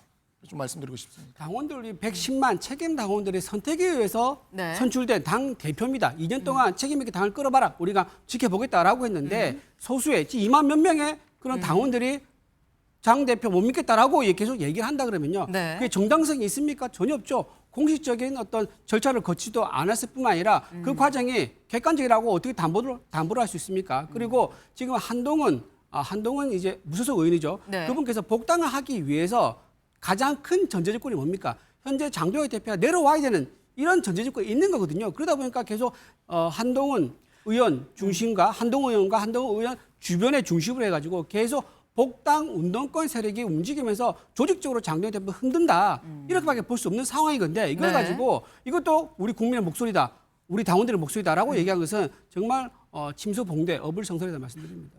짧게. 네, 짧게 좀 말씀드리는 게 100만 당원이 선출했다는 이야기는 왜 계속하는지 모르겠어요. 그때 당시 전당대회 때 100만 명 아니었습니다. 아시잖아요. 그러니까 100만 명은 지방선거 앞두고 넘었던 건데 최근 동아일보에서 단독 기사 나왔거든요. 우리 당에서 당비 내는 책임당원 90만 명대라고. 그렇게 지금 나와 있습니다. 100만 명 깨진 지가 언젠데 계속 그 지금 100만 명 이야기를 이런 식으로 하는지 그런 거는 좀 그렇게 너무 그렇게 부풀리게 안 하셔도 된다. 좀 말씀드리고 싶습니다. 알겠습니다. 국민의힘 같은 국민의힘인데 얘기가 또 이렇게 다르다라는 거죠. 흐뭇합니다. 흐뭇해. 근데 우리는 분당은 안 합니다. 네, 이 지금 요 안 이 당협위원장을 정말 당원 투표로 100% 선출이 될 것이냐 여부를 보면 앞으로 국민의힘이 이 길로 갈지 저 길로 갈지가 보이겠죠. 지켜보겠습니다. 다음 키워드로 넘어가 볼까요? 짐 못 지어 미쳤나? 이건 또 대체 무슨 말이냐? 어디서 이런 과격한 표현이 나왔는지 직접 들어보시죠. 또 택지 공급과 관련해서 이런 고민도 있습니다. 제가 지금 수도권에 지금 헬기 타고 한번 돌아볼 생각이거든요. 전부 다 좀 찍어보려고 제가 또. 이재명 대통령께서 저한테 뭐라고 말씀하셨냐면요. 이재명 정부는 짐 못 지어서 미쳤나. 이런 생각을 사람들이 할 수 있어야 된다. 그리고 거기에 따른 구체적인 실행 계획을 짜야 된다. 더해서 마른 순간 짜듯이 짜야 된다라고 하는 게 대통령 지시사항입니다. 그래서 저희들이 취할 수 있는 모든 정보를 가지고 정말 연결을 해서 일단 준비했다는 말씀 올리겠고요. 네, 짐 못 지어 미쳤나? 라는 얘기가 나올 만큼 열심히 지어서 공급하세요라는 게 이재명 대통령의 얘기였었다라는 거죠. 오늘 조금 전 12시에 이 정부에서 공급 대책을 발표했습니다. 일단 규모가 수도권에 23만 가구 플러스 알파가 공급이 될 예정이다. 이 추가 공급 효과가 있을 예정이다라는 거예요. 근데 오늘 발표한 건 지금 현재 한 2만 7천 가구 정도입니다. 서울 강서 1,000가구, 남양주에 2만 1,700가구, 그리고 경기 광주에 4,500가구. 이거 이준우 대변인님 어떻게 좀 충분히 공급이 좀 됐다 싶으십니까? 저는 턱없이 부족하다 싶은 생각이 듭니다. 지금 전세 대란 뭐 다 아시지 않습니까? 지금 증세 때문에 전부 다 자기가 들어와서 살겠다라고 하면서 다 입주민들 쫓아내고 있는 상황인데 그 사람 지금 다 어디로 빠지고 있습니까? 수도권 밖으로 빠지고 있습니다. 수도권에도 집이 없는데. 근데 지금 수도권에서 고작 낸다는 것이 2만 1,700가구, 4,500가구 저거 언제 지어가지고 언제 공급할 수 있는 거죠? 그 전에 거슬러 올라가면 박원순 전 서울시장이 그때 서울에서 43만 호 계획 세웠던 거, 지구 구역 정했던 거, 그때 그걸 해지하지 말았어야 돼요. 그걸 그대로 진행했으면요, 지금 이재명 정부가 부동산 잡은 진보 정권 중에 민주당 정권 최초의 정권이 됐을 겁니다. 민주당만 정권 잡으면 부동산 가격이 오르고 공급 부정 문제가 됐는데, 이번에 처음으로 아마 부동산 문제가 없는 그런 정권이 됐을 건데, 그 원흉, 그 기회를 놓쳐버린 것을 탓을 해야지, 뒤늦게 저렇게 소 잃고 외양간 고치듯이 뭔가 비전을 내놓고 사람들 눈을 속이는 것은 정말 오히려 지지율에 대한 반감만 더 불러일으킬 것이다, 그래 봅니다. 네. 지금 얘기를 들어보면 성춘 대변인님, 이재명 대통령이 헬기를 타면서 빈 이 택지가 어디 있는지를 좀 봐서 나온 결론이 오늘 23만 플러스 알파 일단 2만 7천 가구인 건데, 지금 턱없이 부족하다 무슨 얘기라는 얘기거든요. 뭐 이제 시작이라는 말씀을 드리고요. 계속해서 추진할 거고 계속해서 공급 대책을 마련해 나가야겠죠. 저희가 볼 때도 아직 이제 너무 충분하지 않다고 생각합니다. 근데 뭐 원래 수도권의 이 공급이라는 게 쉽지가 않죠. 윤석열 정부 때도 엄청난 공약을 했습니다만 거의 지키지도 못했습니다. 뭐 그 이전에 진보 정권, 그 이전에 보수 정권 계속 역대로 올라가도 이 공급이란 거는 애초에 목표했던 만큼 하기가 쉽지는 않죠. 근데 이 수도권의 그런 공급이 만만치가 않으니 그럼 보수에서는 계속 재건축, 재개발 규제 풀어라, 완화해라 이렇게 말씀하시는데, 동시에 재개발, 재건축 다 풀어버리면요, 그럼 그 사람들 다 어디로 갑니까? 그 사람들이 또 다른 근처로 가야 되고, 그렇게 되면 또 전월세가 폭등할 수도 있고, 다 역시나 문제가 또 동시에 발생할 수밖에 없는 거고, 또 거기에 살고 계시던 분들 중에 사실 재개발, 재건축한 다음에 그 새로 지어진 집으로 다시 돌아오는 그 조합원 자격을 받는 사람들의 비율은 50%가 안 됩니다. 다 대부분, 왜냐하면 가격이 많이 올라가기 때문이죠. 그런 부분들을 고려했을 때 재개발, 재건축만이 답은 아니다. 그러니까 저희도 재개발, 재건축은 일부 필요하다고 봅니다만 일단 필요한 건 최대한, 아까 그래서 장관의 입에서 나왔던 영끌, 어떻게든 끌어모을 수 있는 것 최대한 끌어모아서 일단 우리 올해 안에 또 추가 발표를 한다고 하니까 최대한 해보겠다. 최대한 해볼 테니까 야당에서도 뭔가 이 공급 대책을 마련할 때 저는 이런 얘기가 나왔으면 좋겠어요. 여기 왜 땅 비어있는데 왜 여기 안 짓냐. 여기 지어라. 뭐 대통령만 헬기 타고 돌아다닐 수 있는 거 아니잖아요. 야당도 그런 땅에 대해서 충분히 알 수 있는데 왜 이런 데 안 지으면서 공급한다고 해놓고 왜 이런 데 공급 안 하냐. 이런 식으로 좀 얘기를 해줘야 되는 건데, 뭔가 서로가 야당일 때는 왠지 여당이 공급 많이 안 했으면 좋겠고, 이런 것들이 은연중에 있는 게 아닌가라는 생각이 들기 때문에, 뭔가 아직 시작이기 때문에 좀 이거에 대해서 좀 지켜봐 주시는 것도 좀 필요하지 않겠나는 말씀드립니다. 네, 이준호 대변인. 그 대통령이 한 말씀 중에서 재건축, 재개발의 효과가 없다라고, 공급 효과가 거의 없다라고 말씀하신 건데, 이건 사실관계를 좀 바로 잡아야 될 것 같아요. 성추 이제 대변인도 말씀하셨지만 재건축, 재개발에서 약간 이제 비관적인 것 같은데, LH 토지주택연구원에서 발표한 자료에 따르면요, 재건축하면은 주택 공급이 기존에 비해서 48.4% 올라갑니다. 그러니까 재개발하게 되면 6%포인트가 올라가요. 이런 식으로 재건축, 재개발하면 공급 효과가 확실히 있는데도 불구하고 자꾸 왜곡을 하면서 재건축, 재개발은 효과가 없다라고 얘기하면서 국민들 속이는 것은 안 된다 말씀을 좀 드리고 싶습니다. 저희 효과가 없다고 말씀드린 게 아니라 말했잖아요. 거기 살고 계시던 분들 중에 이 재개발, 재건축은 다 새 아파트잖아요. 새 집. 가격이 팍 오릅니다. 그럼 기존에 살고 있던 사람들은 사실상 쫓겨나는 겁니다. 그 동네에서. 그렇기 때문에 그런 것들까지 다 고려를 해서 종합적으로 검토를 해야 된다는 거지. 자꾸 국민의힘은 약간 민주당은 재개발, 재건축에 적대적이다. 뭔가 인색하다. 이런 이미지를 자꾸 심으려고 하는 것 같은데, 무조건 그게 능사가 아니라는 말씀을 계속 드리고 있는 겁니다. 대통령이 한 말 그대로 제가 말씀드리는 겁니다. 네, 지금 사실 이 두 분이 같이 얘기하시는 내용, 이재명 대통령이 재개발, 재건축 효과 없다고 얘기했잖아요 라고 말씀하셨는데, 그 얘기 들어보시죠. 우리가 통상적으로는 재건축의 경우는 가구 수가 늘어나는 경우들이 있긴 하지만 그 역시도 크게 많이 늘어나는 것 같지는 않고 평수가 늘어나기 때문에. 근데 재개발의 경우는 주거 환경은 개선되고 약간 품질 높은 주택이 공급되긴 하지만 기존에 있는 주민들의 상당수가 이제 떠나야 되는, 그래서 총 가구 수는 오히려 줄어드는 측면들도 있어 보입니다. 그러니까 아주 과밀한 지역의 경우는. 대통령께서 잘못 알고 재개발, 재건축의 경우에 물량이 느는 게 없다, 이렇게 말씀하시는 게 여기 와보면 아주 극명하게 잘못된 말씀이라는 걸 알게 됩니다. 부작용이 무서워서 재건축, 재개발 같은 정비 사업을 하지 않으면, 그러면 서울은 신규 주택 공급의 루트가 90% 차단되는 결과를 가져옵니다. 네, 사실 이재명 대통령이 뭐 재개발, 재건축이 효과가 좀 크지 않아요라고 얘기를 했었던 적이 있어서 요번에 재개발, 재건축은 빠지나 그랬는데, 근데 또 오늘 발표된 것 중에 이게 있죠. 재개발조합 설립 동의율이 원래는 75%에는 70%로 낮아졌습니다. 시공사 선정 간소화됐다. 이거는 박상수 변호사님 또 전보다 문턱이 좀 낮아졌다라고 볼 수 있어요. 좋아졌습니다. 그런데 재개발 재건축 관련된 사건들 저도 해본 적이 있는데 네. 정말 문재인 대통령 시절과 박원순 시장 시절에 진짜 대목 같은 규제들이 너무 많이 들어왔습니다. 대표적으로 보면은요, 우리가 눈에 안 띄는데 재개발 재건축 왜 안 진행되지 이런 것들이 있는데 그런 것들 중에 친환경 에너지 해야 된다고 지열 발전 넣어야 되고 뭐 그 태양광 뭐 패널 붙여야 되고 이런 것들 막 붙여 들어와서 이러한 규제들이 정말 자잘하게 디테일하게 정말 많거든요. 근데 그런 것들이 브레이크를 잡는 것들이 너무 많습니다. 지금 굵직하게 방향은 잘 잡은 것 같아요. 근데 지금 그 문재인 정부와 박원순 시장 때 만들어놨던 그 대못들을 뽑아야 되고요. 네. 이분들이 나갈 곳이 없다?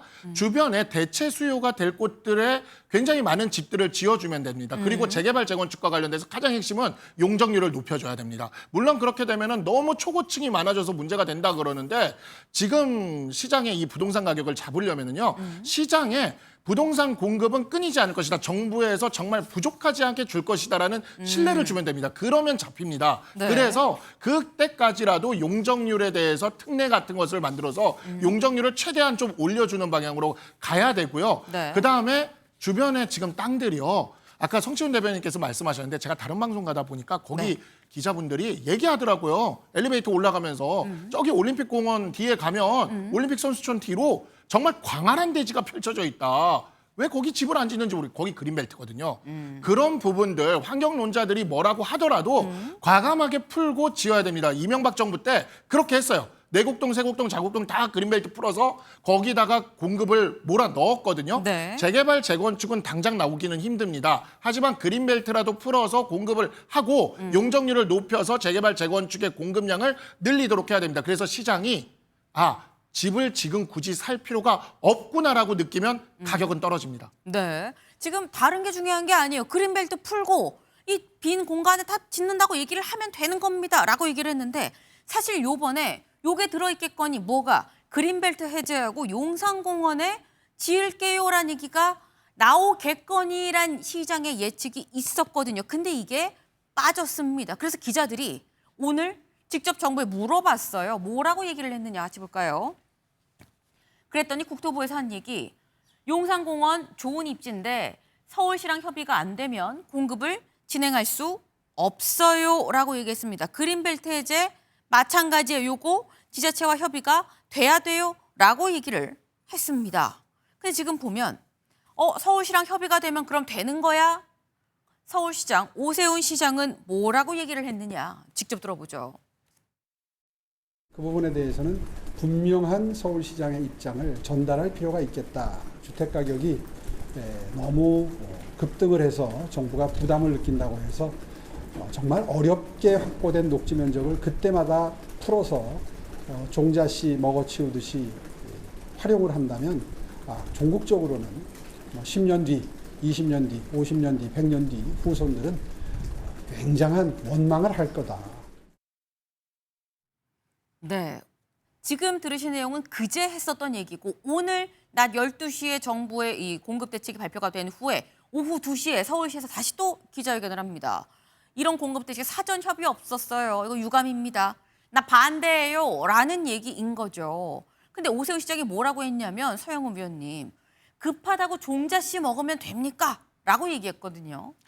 이 공급 정책은 여야가 이제 한 발씩 양보해야 돼요. 그러니까 세제 개편을 통해서 초고가 주택이라든가 다주택자에 대한 그 소위 말해서 투기성 주택에 대한 그 문제는 좀 막았거든요. 근데 결국 부동산 정책이 안정이 안 되는 게 공급을 완화해야 되는데 공급을 늘려야 되는데 오세훈 시장은 철저하게 뭐냐면 공공택지 개발에도 반대예요. 그 공공택지라는 게 공공주택 공동부지라는 게 뭐냐면 결국 그린벨트 아니면 공원 부지밖에 없거든요. 서울은. 네. 서울이 이번에 전체 발표에서 겨우 27,000채밖에 발표 못한 이유가 오세훈 시장이 그린벨트라든가 공공부지를 택지화하는 걸 반대하고 있어요. 그 이면에는 뭐냐면 재개발 재건축 공공택지가 늘어나면 재개발 재건축 민간 개발이 줄어들거든요.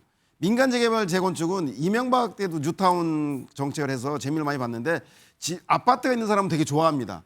그런데 재개발 재건축으로 집값이 떨어지느냐에 대해서는 회의적이에요. 물론 직주 근접이고 주거 환경이 개선되는 장점이 있지만 단점은 뭐냐면 단기간에 이주해야 되는 사람 때문에 전월세 가격이 폭등하고 아파트 분양가가 올라가서 주변 사태를 다 땅값을 올리게 하는 부동산 역진 현상이 벌어집니다. 그 박원순 시장이 40만 원 주택을 중단시킨 게 아니라 리먼 브러더스 글로벌 금융위기 사태 때문에 설계하는 건축업자들이 PF를 일으킬 수가 없어서 아파트를 짓지 못한 경우도 많았어요. 그래서 저는 이제는 오세훈 시장이 아파트를 가지고 있는 그 아파트 소유자들에게 소구하기 위해서 민간 재개발 재건축을 해야 된다는 주장과 네. 그리고 정부는 빨리 신속하기 위해서 공공부지를 공공택지로 만들자라고 하는 주장 한 발씩 양보해서 저는 민간 재개발률을 대통령이 낮춰서 신속하게 기간도 단축화해서 민간 재개발 재건축도 늘리려 한 것처럼 오세훈 시장도 이제 공공부지에 대한 택지 전환에 대해서도 양보해서 함께해서 이제는 진보와 보수 여야가 다툼 없이 빨리 공급이 우선적인 정책들을 한 발씩 양보해서 이번 9월 정기국회 내에서 입법화해서 강력하게 추진하는 것이 정답이라는 생각이 듭니다. 말씀이 좀 어렵다고 느끼실 수도 있을 것 같아서 제가 다시 한번 이렇게 여쭤볼게요, 서영우 위원님. 그럼 용산공원은 종자시입니까? 아닙니까? 종자시이면 종자시라도 먹어야 되는 겁니까? 아닌 겁니까? 용산공원은 원래 미군기지 반환의 일부이기 때문에 네. 국가공원을 하기 위한 프로젝트가 있습니다. 그래서 국가공원은 살려나가되 주변부에 용산이 국제업무단지가 들어서기 때문에 아파트를 공급할 수 있는 경우가 5천에서 1만 세대가 있습니다. 그건 오세훈 시장이 양보를 해서 할 수 있는 부분입니다. 그래서 종자시는 보존하되 주변은 공원 부지는 택지로 개발 가능한데 전부가 아니면 전부라는 식으로 무조건 반대해서는 안 된다고 생각이 듭니다. 그러니까 정리를 하면 네. 종자세를 조금 까먹는 거 괜찮다. 이 얘기 같아요. 어쨌든 종자세를 건드리는 거죠. 해석기, 네, 번역기. 네, 그렇게 된 것 같은데 네. 어쨌든 제가 보기엔 이 역대 정부가 이제 민주당 정권이 들어서면 계속 부동산가 올랐고 보수 정권이 들어서면 부동산이 안정됐었거든요. 우리가 그동안 안정을 해놔서 그런 거예요. 근데 그게 굉장히 신기해요. 왜 그런지 아세요? 보수 정권이 정권 잡잖아요. 그러면 우리는 공급 대책을 먼저 내놔요. 그러니까 사람들이 그거를 믿고 기다리는 거예요. 그래서 불안 요소가 없으니까 수요가 줄어들면서 기다리자. 내가 지금 집을 안 사도 된다. 그러면서 부동산 가격이 안정되는 게 계속 반복돼 왔었어요. 이재명 정권도 공급 대책을 먼저 내놨어야 된다. 세금 수요 억제책 내놓으니까 이렇게 불안해서 부동산 가격이 뛰는 거다. 말씀드리는 겁니다. 네, 일단 오늘 발표한 정부의 공급 대책은 일단 시작 일부죠. 앞으로 이 연내에 추가로 더 발표할 거다라고 얘기를 했기 때문에 추가로 어떤 대책이 나오느냐에 따라서 부동산 시장이 출렁이지 않을까라는 생각을 좀 해봅니다.